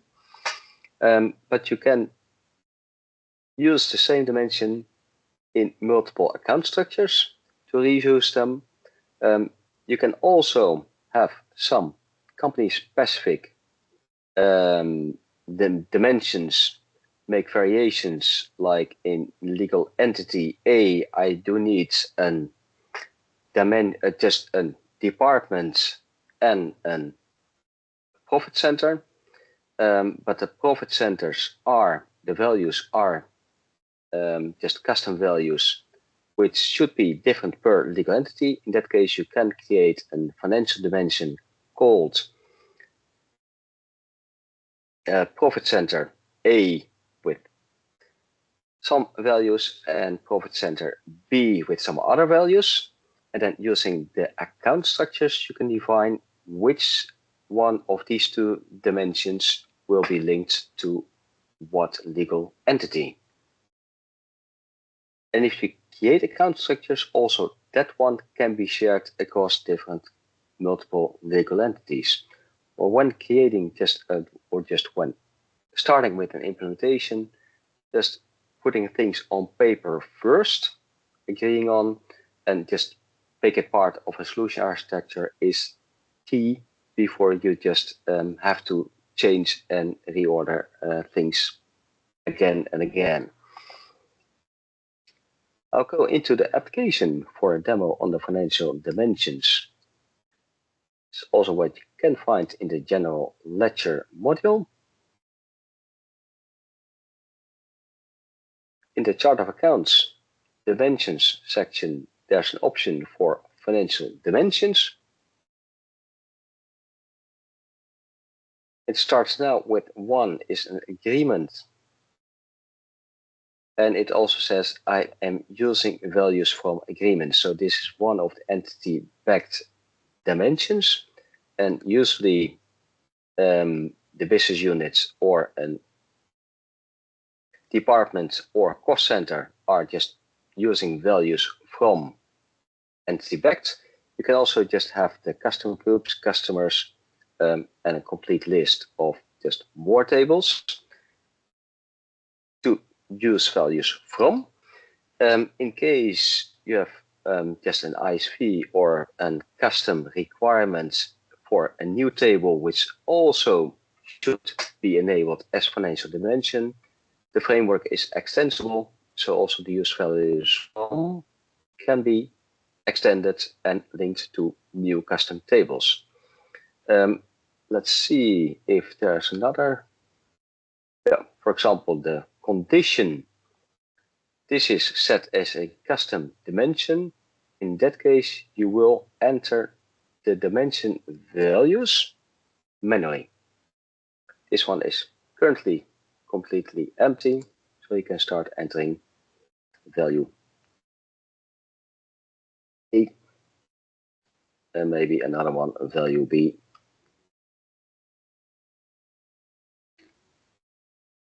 Etc. When creating a full new dimension, if you click new, you can first choose the values from. This would be either a custom dimension, or you can choose what is available in this environment. Also workers, vendor groups, positions, funds, etc. can be all used as input for financial dimension. The question also, how many financial dimensions can you set up in an implementation? That is unlimited. How many financial dimensions can you use for just journal entry at a time? That is limited to 10 in a row for one single main account. But if you really need to have 10 different dimensions, you can also think of which dimensions are really used for what main accounts and not have just all financial dimensions open for all main accounts. how to define that. That will be done in the account structures. Before I will go to the account structures first, if the account structures are already published and active in an organization, for example, if you go to the customers, it's currently running.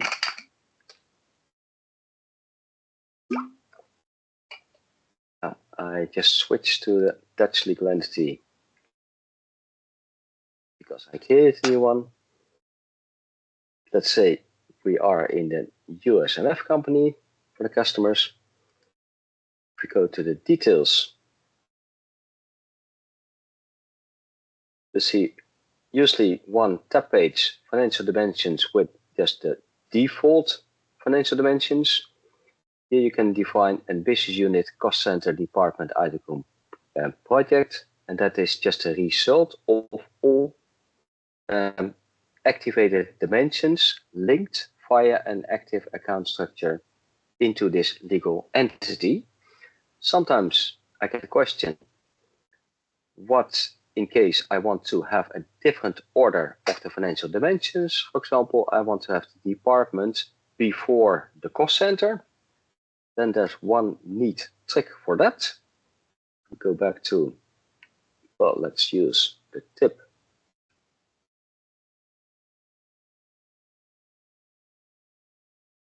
The reasons and then go to the financial dimensions.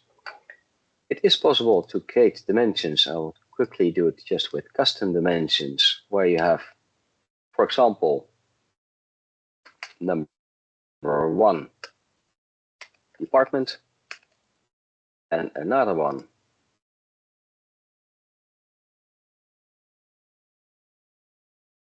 not allowed.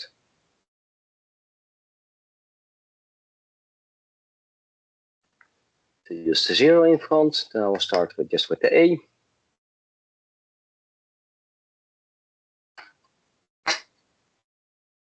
It has also directly a warning you would need to activate it before you can run it, so that requires the maintenance or the administration mode. And the second, as example, you can use the B for the cost center.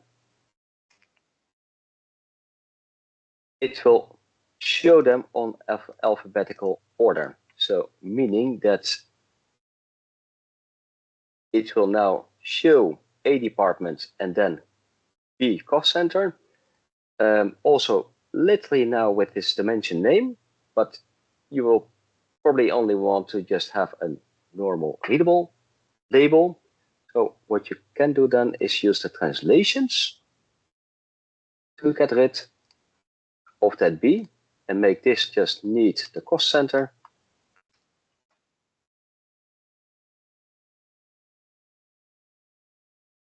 And for the department, using the translations, you can make this on the user interface just the department. And that's correct.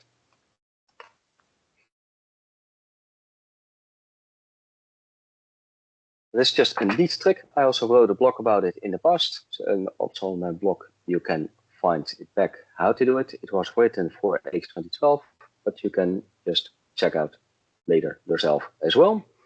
Now for the account structures, you can go to the general ledger structures, and the form is called configure account structures. I'll not go to the advanced rules, but only just the basic settings. If we take, for example, the manufacturing P&L, this one is already pre-configured. If you create account structures, then you can define which segments to use. One of the segments usually will be starting with a main account, and then you can add which exact dimensions you want to use for this account structure, but also with a range of main accounts where in this case it does not know which chart of accounts exactly is being used, but it will try to find out using a filter when you activate the account structures via the ledger form. Then it will have different options from this account till the end.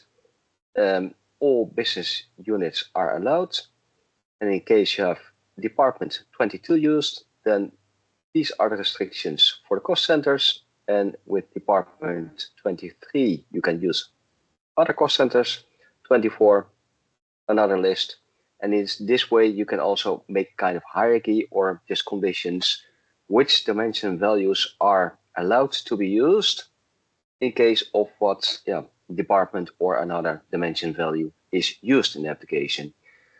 In case there's an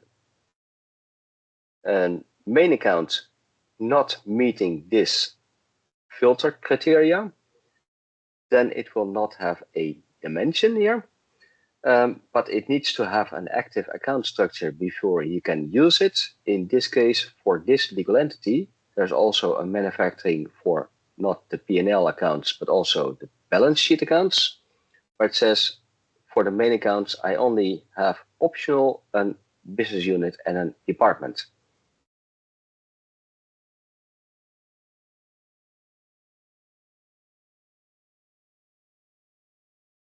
Quickly, if we just show the ledger form, also in general ledger setup, ledger, when we created a new legal entity, we have to link the chart of accounts, we have to link the fiscal calendar, and we can add one or more account structures. So using multiple account structures, you can just create a list of reusable components which can be used in one or more legal entities. Maybe you would have a base for all balance sheets, but for the profit and loss, a difference per legal entity. Then you can have just one main account structure for the balance sheets accounts and a different account structures for the P&L accounts in your implementation. You need more information, but I will come back to this form later as well. And when posting transactions, then it will check for this chart of accounts what ledger accounts or main accounts are used, including the account structure. It knows for which main account do I need to just enter what dimension value.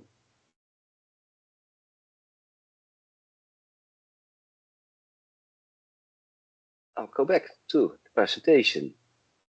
Also, time flies.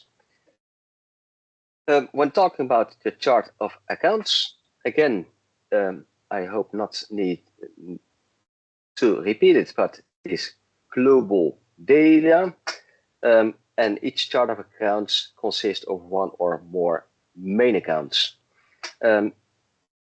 Depending on in which country you have to set up a legal entity, there might be some regulatory requirements to follow a predefined list, or just have some restrictions on when to create what type of main account.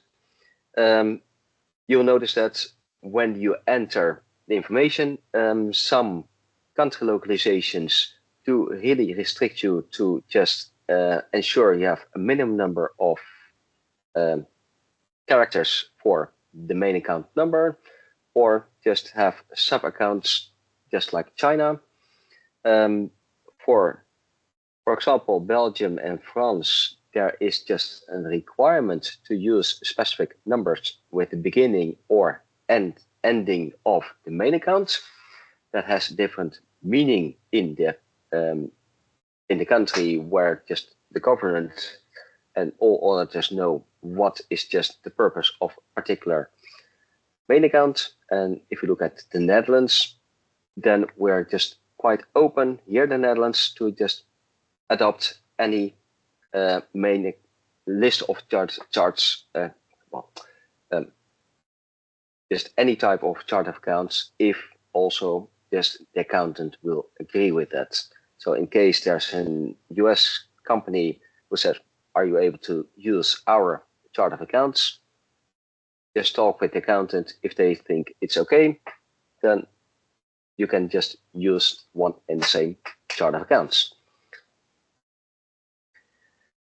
If you have one chart of accounts, that can be linked to multiple legal entities. So meaning that you have 10, as also Ramit said, you can share the same chart of accounts. There might be some requirements to have a main account per legal entity. In that case, you can have or a different chart of accounts, or suspend per legal entity which main account you don't want to use in that company, or you can also just try to manage it with different account structures, but that's not my recommendation. What I've seen in the past is, for example, someone said, I have just an operational legal entity where I need to have about 600 different main accounts. And I have a holding company with just only 30 accounts, but the numbers should be the same. So I would like to have a shared chart of accounts. But in that case, we needed to suspend 570 main accounts. In that case, I said, well, maybe we can just ensure when you create a new legal entity that you check in the other holding or vice versa if a number already exists, and just use it when you really just create it when you need it, and have just different chart of accounts, because maintaining 570 exceptions is too much compared to just the purpose of that one.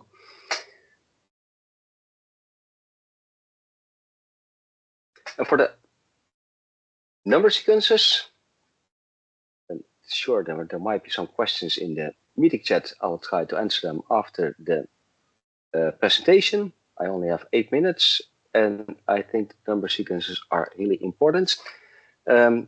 Some important notes on the number sequences. There's a list of just a type of number sequences which is continuous. A continuous number sequence ensures that always the list will be consistent and will not have any gaps in it. Meaning if you just want to post an invoice number or a voucher number, then it should have all sequential numbers and there should no gap. Otherwise, some accountants or just auditors will check what is going on in that organization. If you, for example, create a journal and have certain vouchers already entered, and someone says, hey, please, if, for example, if you have voucher 8, 9, and 10, someone asks you to delete voucher 8 but post 9 and 10, then the system is still allowing you to do so, except for certain legal entities where there might be some additional check on really consecutive numbers. There's another solution for that. But in case you delete number 8, it will just keep number 8 in a status list and will be reused again in the future. Now, there are also non-continuous number sequences. Try to use it in all other cases, unless there's a legal or regulatory requirement to use a continuous number sequence. But in case you have, for example, customers or sales orders, there's no need, there's no legal requirement to have that really continuous, unless someone says, well, if there's a gap in the sales orders, you have to explain a lot to us. In that case, you can enable it. There's a small additional performance penalty when you just use the continuous number sequences. And that's also the reason why it might be better to not use continuous if it's not required. Also, when you create number sequences, think of the maximum number. For example, if you are in a large business where you expect thousands of orders a month, then just defining a number sequences where you have a maximum number, just start with 1 and a maximum of 9,999 is too small. Just before the implementation, try to estimate what will be the maximum number in about 7-8 years. And then just give space for that type of numbers to go in the number sequence. Also, number sequences, they have a cleanup routine, meaning that the cleanup, it's only used for continuous number sequences. It will look through the status list and see if there are invalid entries. In case there's an entry waiting just for a confirmation that the number really has been used or not, it will be cleaned if the user session that deleted the number is not online anymore, or just created that number in the list. Sometimes you might have an issue where the system will say, I already used this number as of date. That might be due to incorrect settings on number sequences, or just manual interactions in the status list, or maybe some customizations with a bug. In that case, just go to Dynamics community and ask your questions about that. And for the cleanup, they are set up as an automatic cleanup. It's also possible to just disable the cleanup on all number sequences and run a batch job, or just enable a batch job manually, so you can control that it will always run during the night instead of over day. For number sequences, the non-continuous number sequences, it's possible to gain some performance. If you have just a lot of large order creation, you can pre-allocate certain numbers, where then the server will know what numbers to provide, instead of the system go to the number sequence and ask what is the next number. So that saves some round trip. Disadvantage is if there's just shutdown or an environment maintenance, it will lose all pre-allocated numbers and it will draw new numbers from the number sequence itself. And lastly, what I want to talk about today is a wizard. There's an option to generate number sequences in the application, which is quite easy and handy. However, the wizard is the question, what type of wizard do you want to have? A good wizard or a bad wizard? And I've seen just scenarios where over 10,000 number sequences for about 8 companies were created, which are not in use at all. I just recently cleaned up 10,000 number sequences in one of the environments to just get a bit better oversight.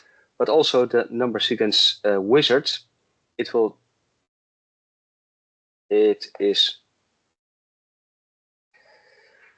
asleep. The generation, I just tried to prepare it, but it will run again. It will just also predefine the smallest and the largest based on things the developer added in the application, which is usually smallest 1 and the largest 99999. Sometimes there's just a format without anything, or there's a format including a legal entity. You can also choose during the creation of the wizard. But in case you just generate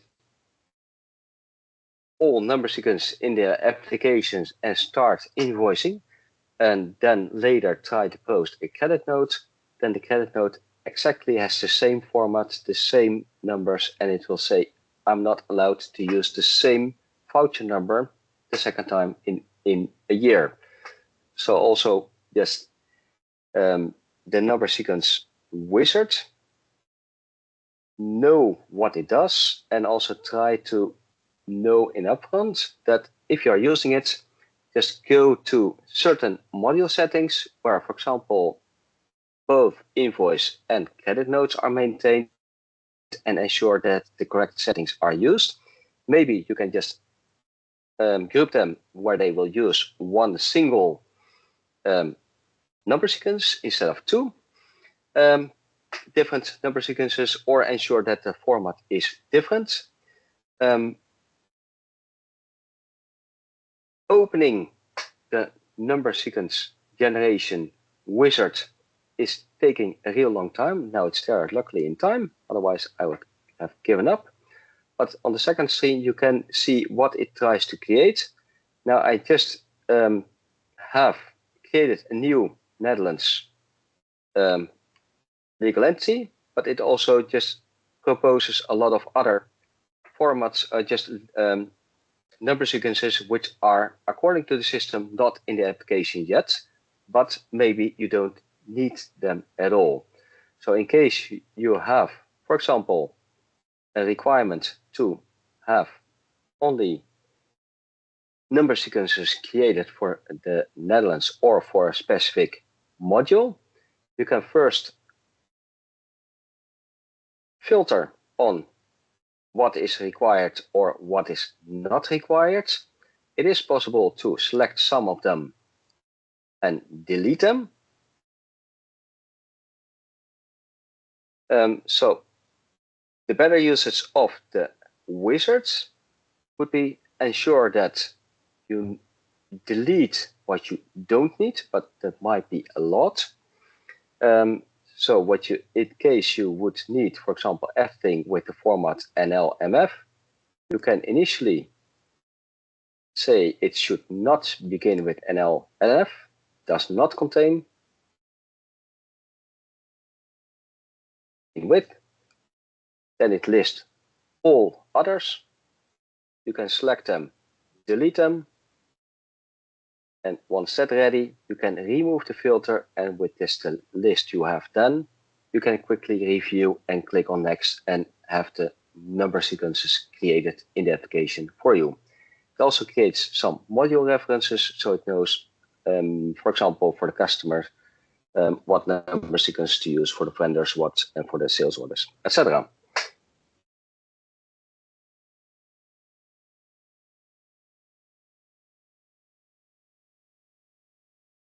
Then I would like to thank you all for just listening in today.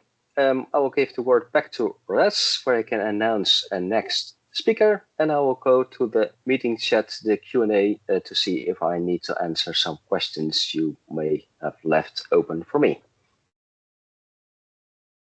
Thank you so much, Andre. The legendary Andre Arnaud has just basically educated us all on how to correctly set up legal entities as well as numbers. Okay, sequence numbers are very important configuration. A lot of people overlook the importance of that. Thank you so much, Andre, for emphasizing on some of the mistakes people make during this configuration and initial setup. So that was Andre, guys. He will be in the Q&A to try and answer some of the questions you've left behind. So thank you so much once again, Andre. Don't forget to follow Andre and follow his blog, one of the most prolific blogs in the world of Dynamics 365 finance and operations. Thank you, Andre. Okay, we're now on to our next session, which is all about document automation for finance and operations, or finance supply chain, with none other than Johannes Linder, all the way from Austria. So Johannes, is your microphone working? I think so. I hope so. Is it? It is. Fantastic. Perfect. Excellent. Thank you, Johannes, for joining us all the way from Austria. And for those who are not too familiar, obviously legal documents are very important when it comes to transactions, and trying to deliver a solution that's scalable for your organization. And that has complex requirements, maybe a lot of legal requirements, compliance requirements, or even just providing a document solution which is very powerful and rich. This is what Johannes will be talking about today. So Johannes, thanks again for joining us all the way from Austria, and it's over to you. Thank you so much. Thank you so much, Raz. Yeah, always an honor to be here. And of course, like having a session after Andre, the legend, is of course something that I'm very much looking forward to. As Raz already mentioned, for the next probably around 30 minutes, I'm going to show you an option on how to create reports in a very easy way in Dynamics, like the finance and supply chain part, but of course also in other applications. Not going to be the focus for today, but to make an easy process and to create a lot of designs that are just straightforward and easy to be used. All right, let's have a look.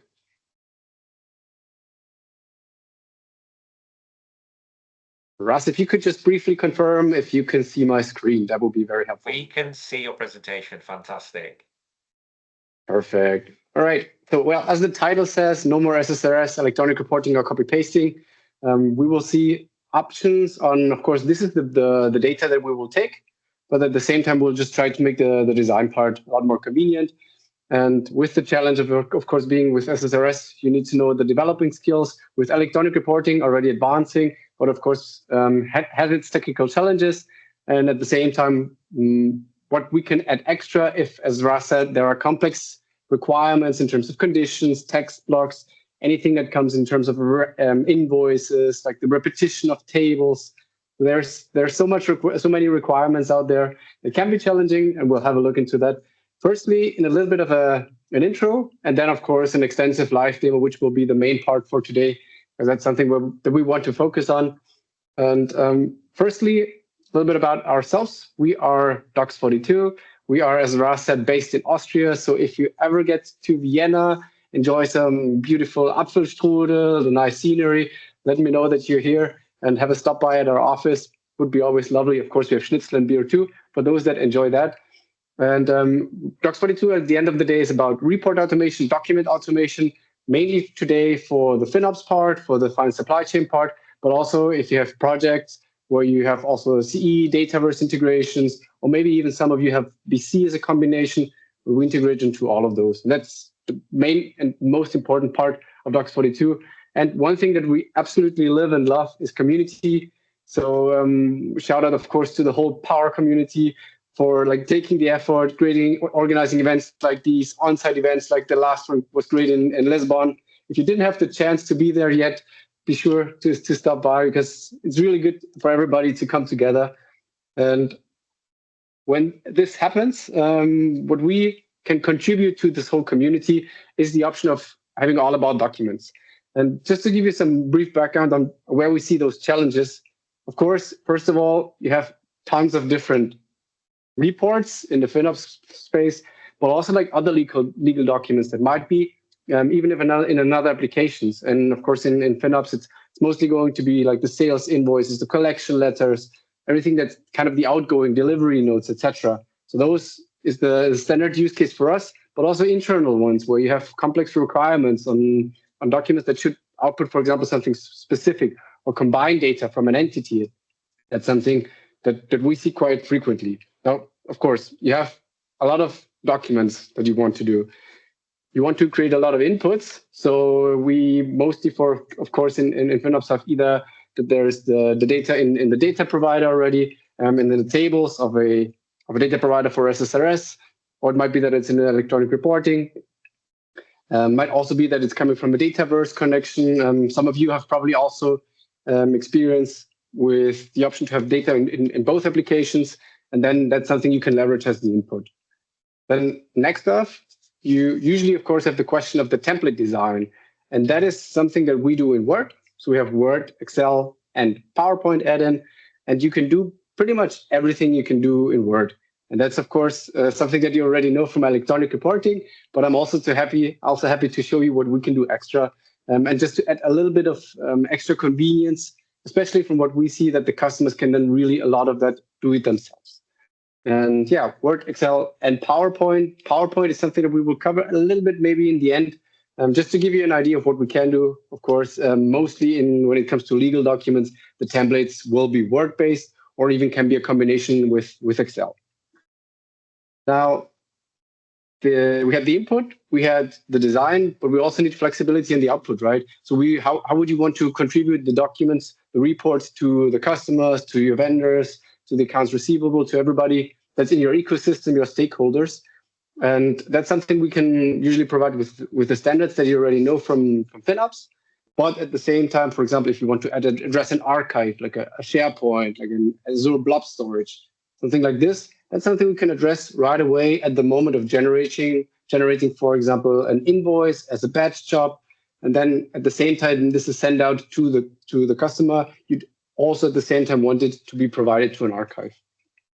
Yes, and then of course, well, the trigger for all of these reports in Fin or finance supply chain, mostly going to be as in the standards, like for example, printing the invoice. You don't want the users to work any differently. So they will be still, for example, if you print the invoice, just do it the same way they are used to. But you can also add other ones. So for example, if you want to trigger something from the Power Platform, from Power Automate, like the whole Power community is about. So combining those aspects and triggering the reports from wherever you want them. Yes, and as I mentioned, of course, the community part for us is important. Also, if you trust into a solution like an ISV, like we are, you want to have an ecosystem around it. And that's what we currently provide with around 100 partners worldwide and about 800 customers in the different technologies. All right, I talked a little bit about the design part. Let's have a look into it. Firstly, in just an overview, of course, more in the live demo. And what you will see on the left-hand side here is the design, like you see it in Word. You see the Docs42 add-in, which is a standard add-in in the ribbon, in this case, Word. And at the same time, the blue fields, the green fields, they are in this case coming from the data provider. They can be in different tables and will just be, well, pulled however they are configured. So if you enhance the data provider, they will be there right away. And what you see on the right-hand side then is the output. So that's something that we designed 100% in Word, and it just adds a lot of more professionalism to the outgoing documents. And well, if you have, for example, invoicing as a means of communication to the customer, and if you can also add extra communication to that, for example, like that you add extra, like we do on the yellow one that you see here, like add extra discounts or anything similar, that's something that you can do with the options of Word right away.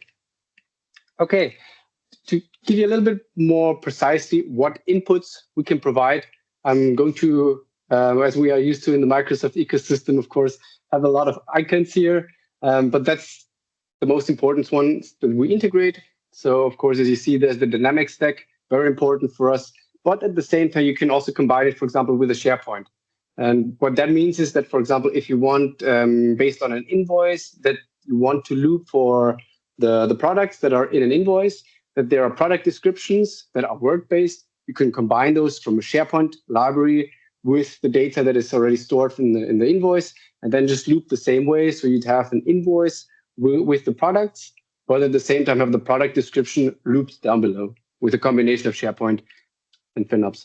Then, of course, also the option Dataverse. Many of you have probably already dealt also with applications that have a Dataverse base, and that's something that is combined with the more frequently, especially since we see projects using both the ERP part and the CRM part as a combination in the projects. Okay, so much for the inputs. In terms of the triggers, of course, there's the standard dynamics options where you want to have a manual button to trigger a document generation or report generation. But it might be that in some processes it's automatic, like, well, of course, it's in a batch job. So batch job would be a standard one where you based on batch. For example, Andre, you also talked a little bit about the batch jobs in the options, right? And when you then trigger, let's say, an invoice batch job during the night, like I mentioned, with a combination of email and with an archive at the same time, that you can trigger from the batch job. But also if you want to have external triggers, either you develop your own applications, you have a web service option to trigger Docs42 with the combination of creating the report at the same time. And that, well, pretty much leaves it into the spheres of any application that you want that you can trigger with the web service, the document generation. Okay, and then of course the outputs. I mentioned SharePoint, I mentioned Azure Blob. Also in terms of formats, used quite frequently that you need to have the flexibility. Ideally in an ERP, of course, it's going to be the output as a PDF right away. But just if you imagine like we're having a quote process in Dataverse, it sometimes can be handy to output a Word document that you can still maintain and add something personal and extra to this. And if for those that want to have it as a PDF right away, you provide both options. You send it to a printer. Even we have the option to, for example, output XML and JSONs as a TXT. So if you ever need to create a combination of a metadata file with the data and also Word document to it combined, that's something we do. Yes, and of course, a lot of application integrations with a prominent one being DocuSign. So you want to have a combination of a document that's sent out and has the DocuSign option right away for it to be signed digitally, then that's something you can do. Or also with, for example, Scribble as a Swiss provider for digital signatures. All right. In terms of FinOps, finance supply chain, we basically seamless integrate. So what you will see later on is the invoice generation. And in that invoice generation, what we then, of course, provide is that it's mainly a background configuration to define that you want to use stocks for the invoice, but the standard user will not know a difference. They will just get a prettier document.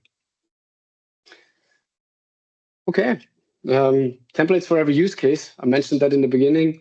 And just to give you an example of what you can do with Word, we have provided some example. And that's one thing that some customers find very striking, that Word is very powerful. So you have Word options, gives you a lot of options with great designs. And of course, it can be like the standard ones, like I mentioned, with the invoices, with the collection letters, with the delivery notes. But also, if you have other technologies being included, you could do a contract, you can do quotes, you can even do emails. So we will see later on as an email. So we will send out the invoice as an email, also with a nice looking email text that is in the background Word-based. All right, so much for a little bit of intro to what we can do. Let's have a look into how this feels and looks in the actual environment.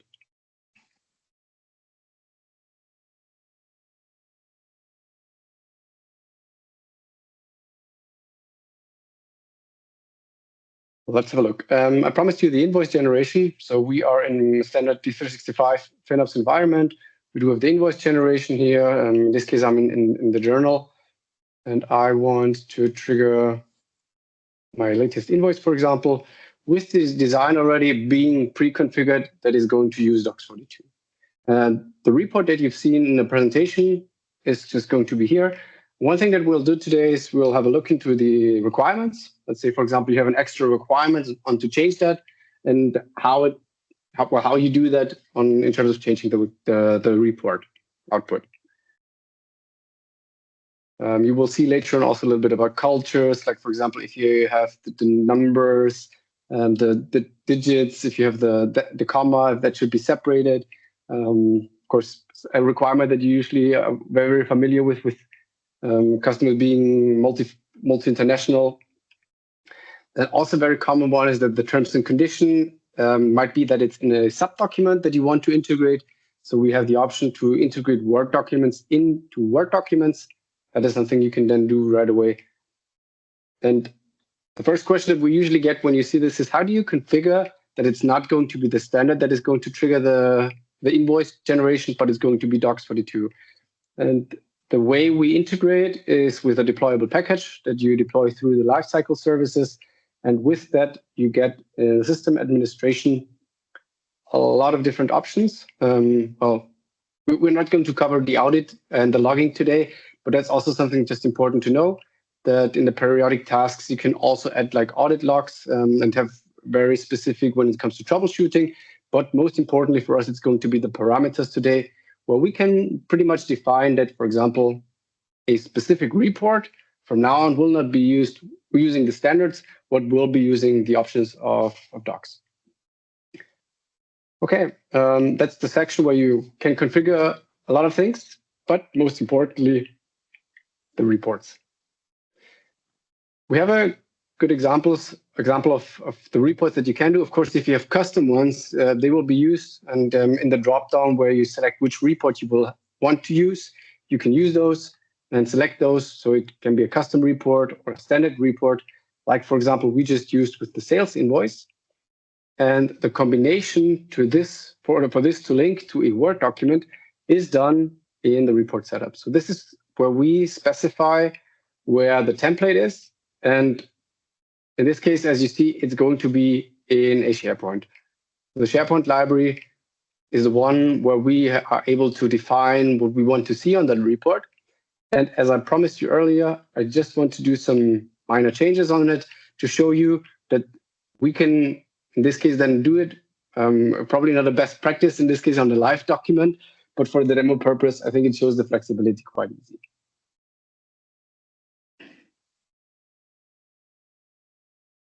All right, standard SharePoint library, as you're probably familiar with, we do have different options when it comes to especially the deployment process. Our recommendation is to work with separate development and productive folders for them to be separate for the moment, but you can move them around so that, for example, if you create something for the dev environment and you're happy with it, you can then move it to the prod folder, and then that report design will be used in the prod environment too. We covered the example of the sales invoice, and in here you will see a structure that has, for example, an XML sales invoice, which is going to output an actual XML. We do have the sales invoice English, which is the one we just generated. We do have one for the German part, but also we have a body for German and for English, which is going to be the email. We'll cover that in a second. Right, let's have a look into the template.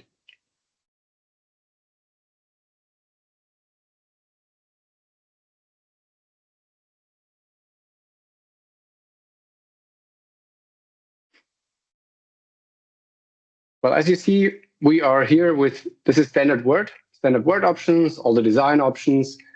And if we have a look a little more to the right, we get the Docs42 ribbon here with data fields being inserted based on the data sources that we have already configured before.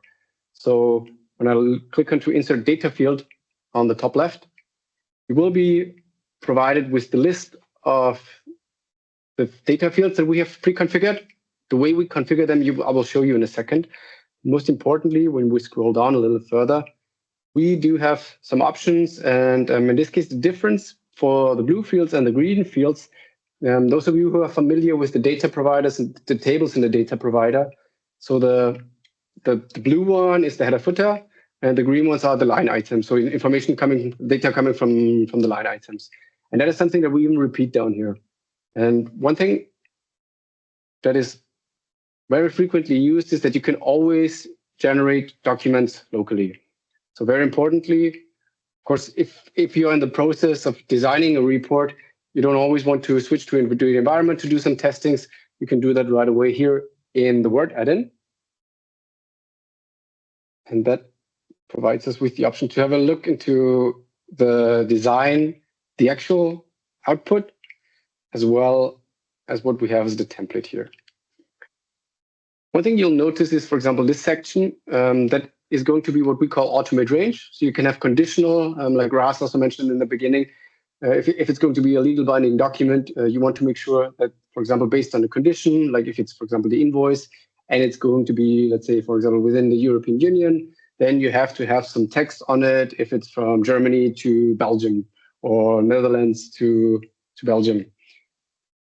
Then the same we use also for the repeating here. The way I can show this is I click on Automate Range on top. And what you will see here is the logic of what is used here is very Excel formula similar. So if you're used to, or well, if usually then, of course, the design user is used to an Excel logic, they will be able to work with that for themselves very easily. If we have a look into the table here, the repetition is done by what we call repeat for data source. So clicking on the icon in the beginning here, you will see the first one where we had the performer condition. It didn't repeat for anything, but as we are here in a table, we want to repeat for the sales line items. And that is what we have selected on top here with the dropdown where I can select any of the data sources that are pre-configured. So you have another data source that also has multiple items. Of course, you can do the same thing with another data source. Good. One thing that we haven't covered yet is different types. So you can work with types. If, for example, we have a look into the line amount, we see that it's going to be a number, and it has a specific format string, similar to what you're also familiar with Excel. It's standard Microsoft format strings that we work with here. You can also work with cultures. In this case, we are working even with the rendering culture of the report. So for example, at the output of the invoice, the numbers is going to be in the rendering culture of the customer that receives that invoice. So based on that, we'd either have it, well, decimal, comma, etc., to be placed correctly. We could do the very same thing also for date times. So if you have a look down below, you will see it's probably going to be quite small for you. I hope you have a screen is big enough, but it just shows the date with the written word of the day, as well as the rest of the date. And that is based on the format string that you again provide here with like the 4Ds. And then, well, the rest is, as you're probably familiar with from Excel. And we again also have a condition here where if I double click, I will be provided with what is possible in that condition and what we can do here. Okay, I promised you 2 simple changes. Let's just add, for example, a barcode.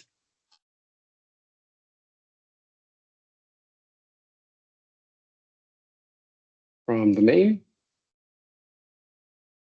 which again, the date time and the number that we've used previously, we are going to use in this case the barcode. We want it to be inserted as a QR code with a specific dimension. It's going to insert here now, and maybe let's say this whole section, we have the requirement that this should be on the other side.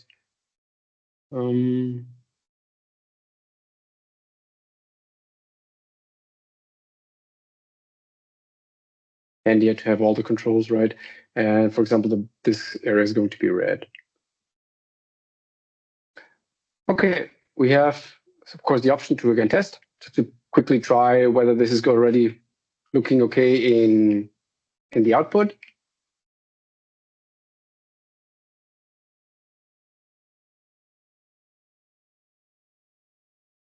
Right. With the QR code added, we have all the formatting, a little bit of changes here. And now, since this has been done on the live document or the live template, I'll go back to the invoice and print another invoice here. We will already have the changes being live.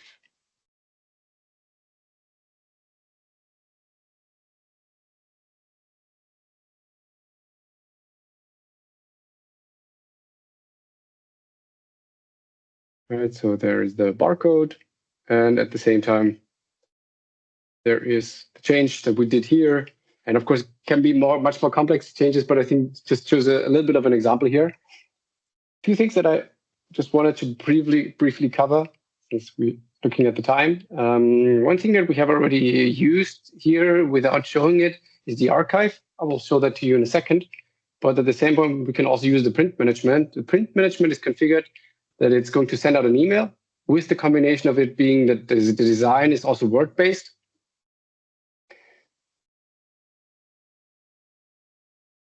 And as I said, of course, this can be also used for batch jobs. Like, for example, if you want to send something out, the way we do this is that wherever you can use the print management, you can also use Docs42 as an output.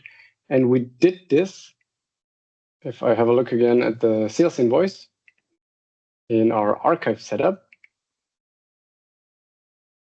multiple times when we printed the report. Based on the condition, we can have this either archived every time or just for specific conditions. But in the printer setup, and that's the option you will be provided wherever you use the print management, is that you have an additional option with Docs42 with well, some different output channels that you can use. We've used the email with the print management.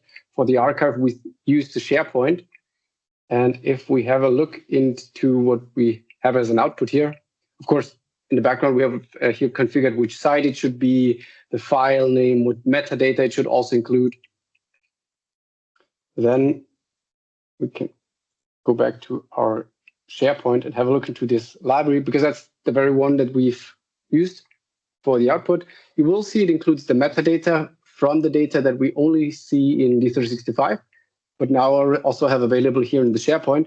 For example, if you have a DMS that is SharePoint based, it would be able to pull it right away because it has the correct metadata. And there we are with our document, also with the changes. Beneficial part of this is since the SharePoint versioning is there, you can either, well, or only generate the first one and have it as the first version, or in our case, we have multiple versions that will then be, well, subject to that. For example, if you want the invoice, of course, to be only in the present design, then that will be applicable. Okay, the output as an email is something that I also promised you.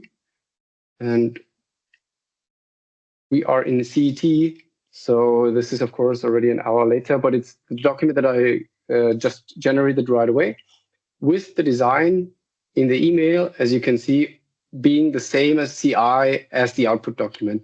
And that is the combination that I mentioned where we have the Word, also with the changes that we did. And at the same time, this is in the design Word-based. So if we have a look back into a SharePoint library,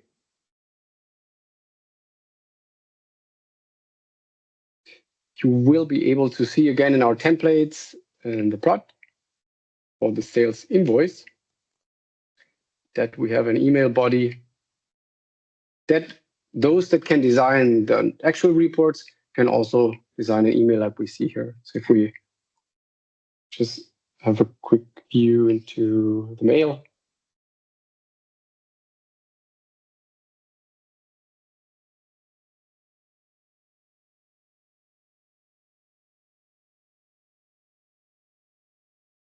Well, you again see the input and the output. So left-hand side is my Outlook. Right-hand side is the Word template that we have generated. All right. We have covered a lot of reports so far.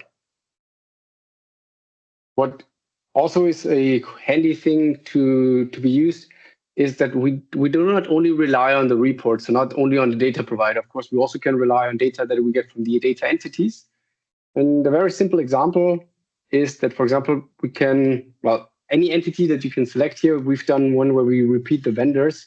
So if we want to have a list, for example, of the vendors, but it should be a nice looking one, similar to the report configuration, we have a data entity configuration where you also can specify in the background which Word template it should use. And then the design is similar to what we've seen, or pretty much the same as we've seen with the report. But the difference is that since now we don't need any additional programming in terms of what we get for the report data, if we have a look into our vendors, we do have an extra button up here, which is Docs42. And we can just, in this case, select some vendors. And we can, well, have as many button options here as you desire. And let's just create it on the screen for the moment. It will then, like the 4 ones we have used here, the Contoso Asia, the property management, the power vendor test, and the Finanzamt Berlin. Those are the ones that are now included here. So you see, for example, Finanzamt Berlin, Contoso Asia, the property management, as well as the power vendor in the end. And that's just based on our selection that we provided here. If you want to have multiple outputs based on the selection, that's also something you can do. So it doesn't need to be that if you have, for example, a selection, it's going to be one output report, but it can be multiple documents, for example, that are then saved into the SharePoint. Okay. That's pretty much it in 30 minutes from what we've seen in finance supply chain. Just to give you a simple example from another application, and those of you who have worked with Dataverse, this is our way, for example, to generate orders, generate invoices, or generate quotes. Of course, probably not in an ERP event going to say that invoices from CRM is a good idea, but you can. And what we want to do here is quotes. Quotes is, I guess, more like a standard CRM project. And in here, what we have, again, similar to the way we've seen it in FinOps, finance supply chain, that we have a button, and then we generate a nice looking quote that has complex configurations in terms of the data. Because, well, usually, especially when it comes to complex quotings with products, with service, with product sheets, that's something you'd want to output. And similar to what we've seen previously with C, I think somebody has done some changes like I did for the demo purpose. You can do the very same thing from another application. Right?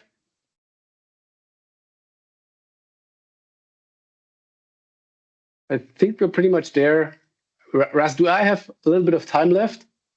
Or should we conclude with a little bit? Hello there, Johannes.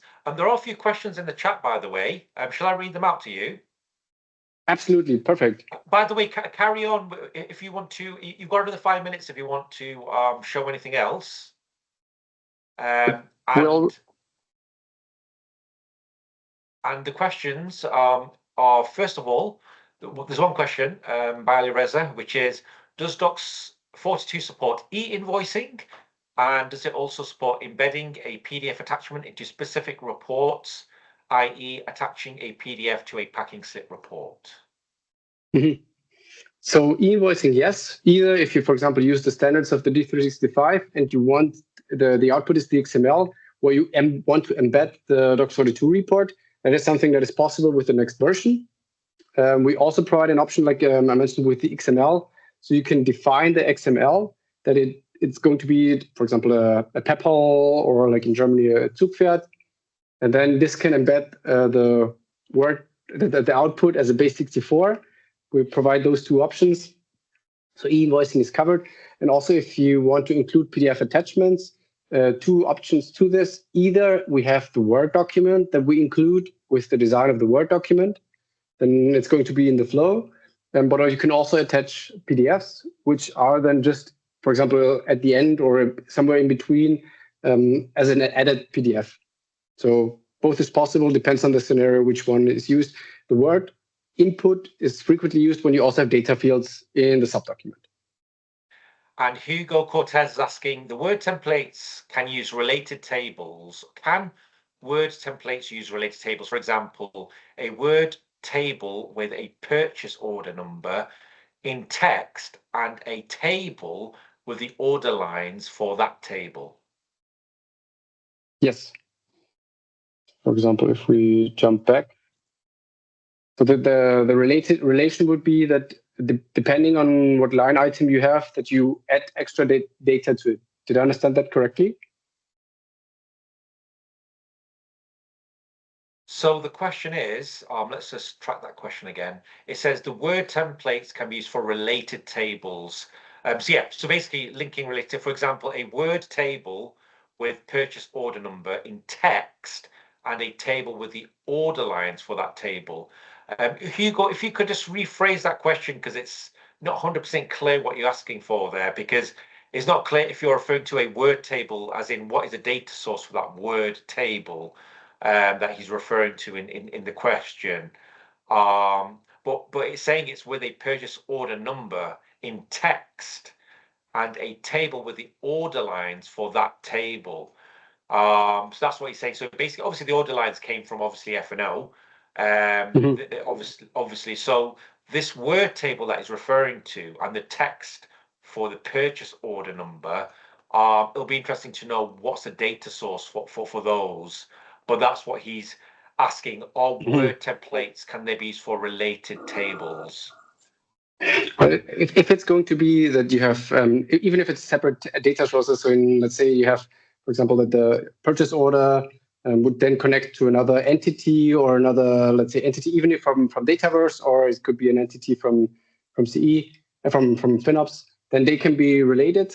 The only thing that we need to make sure is, for example, if it gets very complex in terms of the related table on the line level, and you have, let's say, an invoice of 1,000 lines, and for each of those, you add extra data from a related table, my recommendation would be rather to enhance the data provider than to create, in this case, relations. But generally, of course, you can. Just a matter of which scenario makes more sense. Hope that answers the question. Yeah, no, thank you so much. That's all the questions for you today, Johan. Also, I've shared the information regarding the Docs 42 day event that you've got, you're hosting as well, in the chat. So please, thank you very much. Johannes, if you could just share like a QR code or anything for the community to keep in touch with you? I know you're doing lots of activities in the space of dynamics and document automation. So there you go, guys. So there's your chance to get your ticket for Docs 42 Day. Is that in Austria? It's going to be in Vienna. So if you enjoy Vienna, nice architecture, we like the Docs 42 Day itself, it's going to be like in a very wooden room. So if those of you who are familiar with the concept that is taking place on the 1st of January every year, it's like the atmosphere, of course, it's not going to be that pretty, but we try to be as close as possible. And yeah, for those of you who want to connect with me, I'll just provide my LinkedIn into the chat. So as you said, Ross, it's always nice. I've already provided your LinkedIn, by the way, Johannes, but feel free to provide it again. Yeah. Perfect. Yeah. Yeah. No, but that's pretty much it. And well, Ras, once again, thank you very much. Always lovely to be part of the community, and very much looking forward to seeing you sometime in person this year. Fantastic. Well done, Johan. So looking forward to seeing. Yeah, that's a great shout. Yeah, we're doing these online boot camps. It'll be great to seeing everyone again this year. Thank you, Johan. Round of applause for Johan. Thank you, and Docs 42. Excellent for supporting the community events. Okay, so now I'm going to do a little. Thank you, Johannes. Fantastic. Okay, I'm going to share my screen now. Okay, hoping everyone can see my screen. And I'm also, before I start, I'm just going to make sure Gustav is online before I get started with my presentation. And he is. Excellent. So we'll get him set up before I begin. Oh, he was. Then he's disappeared. Gustav. Let me just contact him just to remind him he is on in 20 minutes.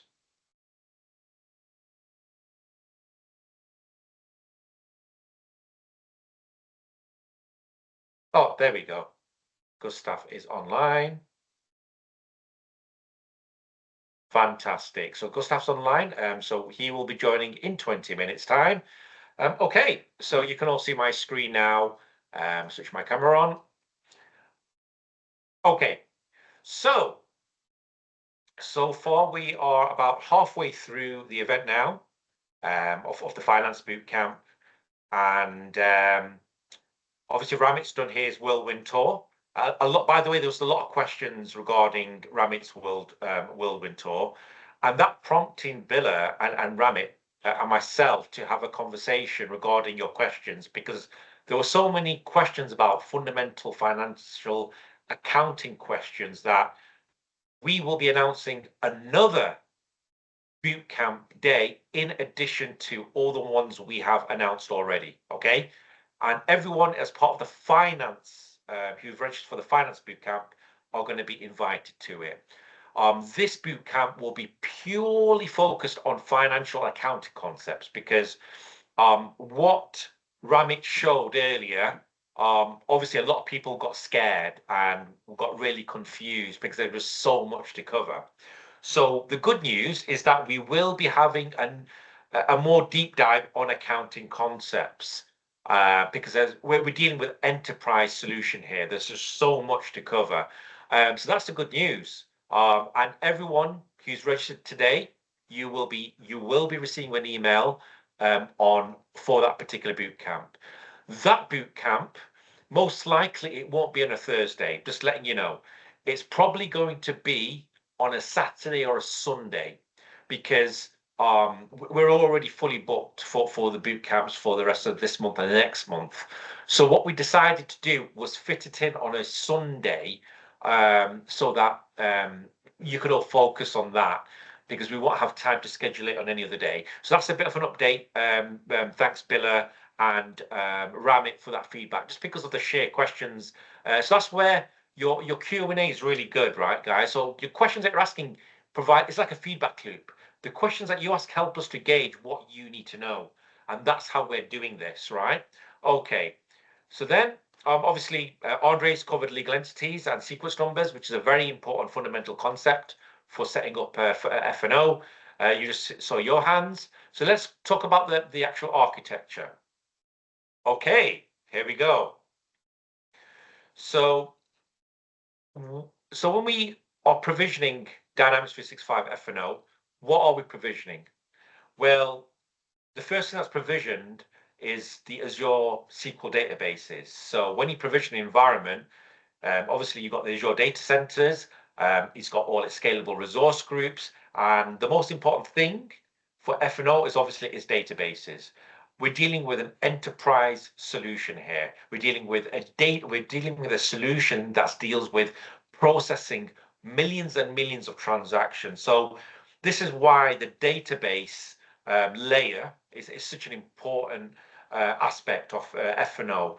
And obviously you've got the operational DB, right? The operational database is the base core database where all the configuration and core transactions take place, right? Even the AOS, when you're doing development and deployments, you need to deploy to the operational DB, right? Because that's where that's the heart of F&O. Okay. Then you've got Entity Store. Now, Entity Store is an extension, right? Used mainly for reporting purposes. So there's lots of models in place to be able to allow you to do real-time reporting, because you don't want to do real-time reporting on your operational DB, right? Because you've got lots of transactions running. So you've got the Entity Store to allow within F&O, as well as with Power BI, to access and perform your reports without impacting the user performance, right? You'll also notice that the bring your own database, right? And that's again for reporting. In my scenario, I've used BYOD. We provision a BYOD database to basically sync, obviously, the operational DB data, transaction data, and we use that. I particularly used it for logging transactions, because transactions are supported within F&O, but there's a risk associated to it, right? So for that reason, I provisioned a BYOD and did all the auditing on the BYOD. Okay, Enterprise Data Warehouse. The Enterprise Data Warehouse is basically, again, for enterprise reporting, because you don't want to be giving access to F&O and F&O databases to the entire organization, right? There's DevOps challenges around that. So you've got we have the Azure Synapse link,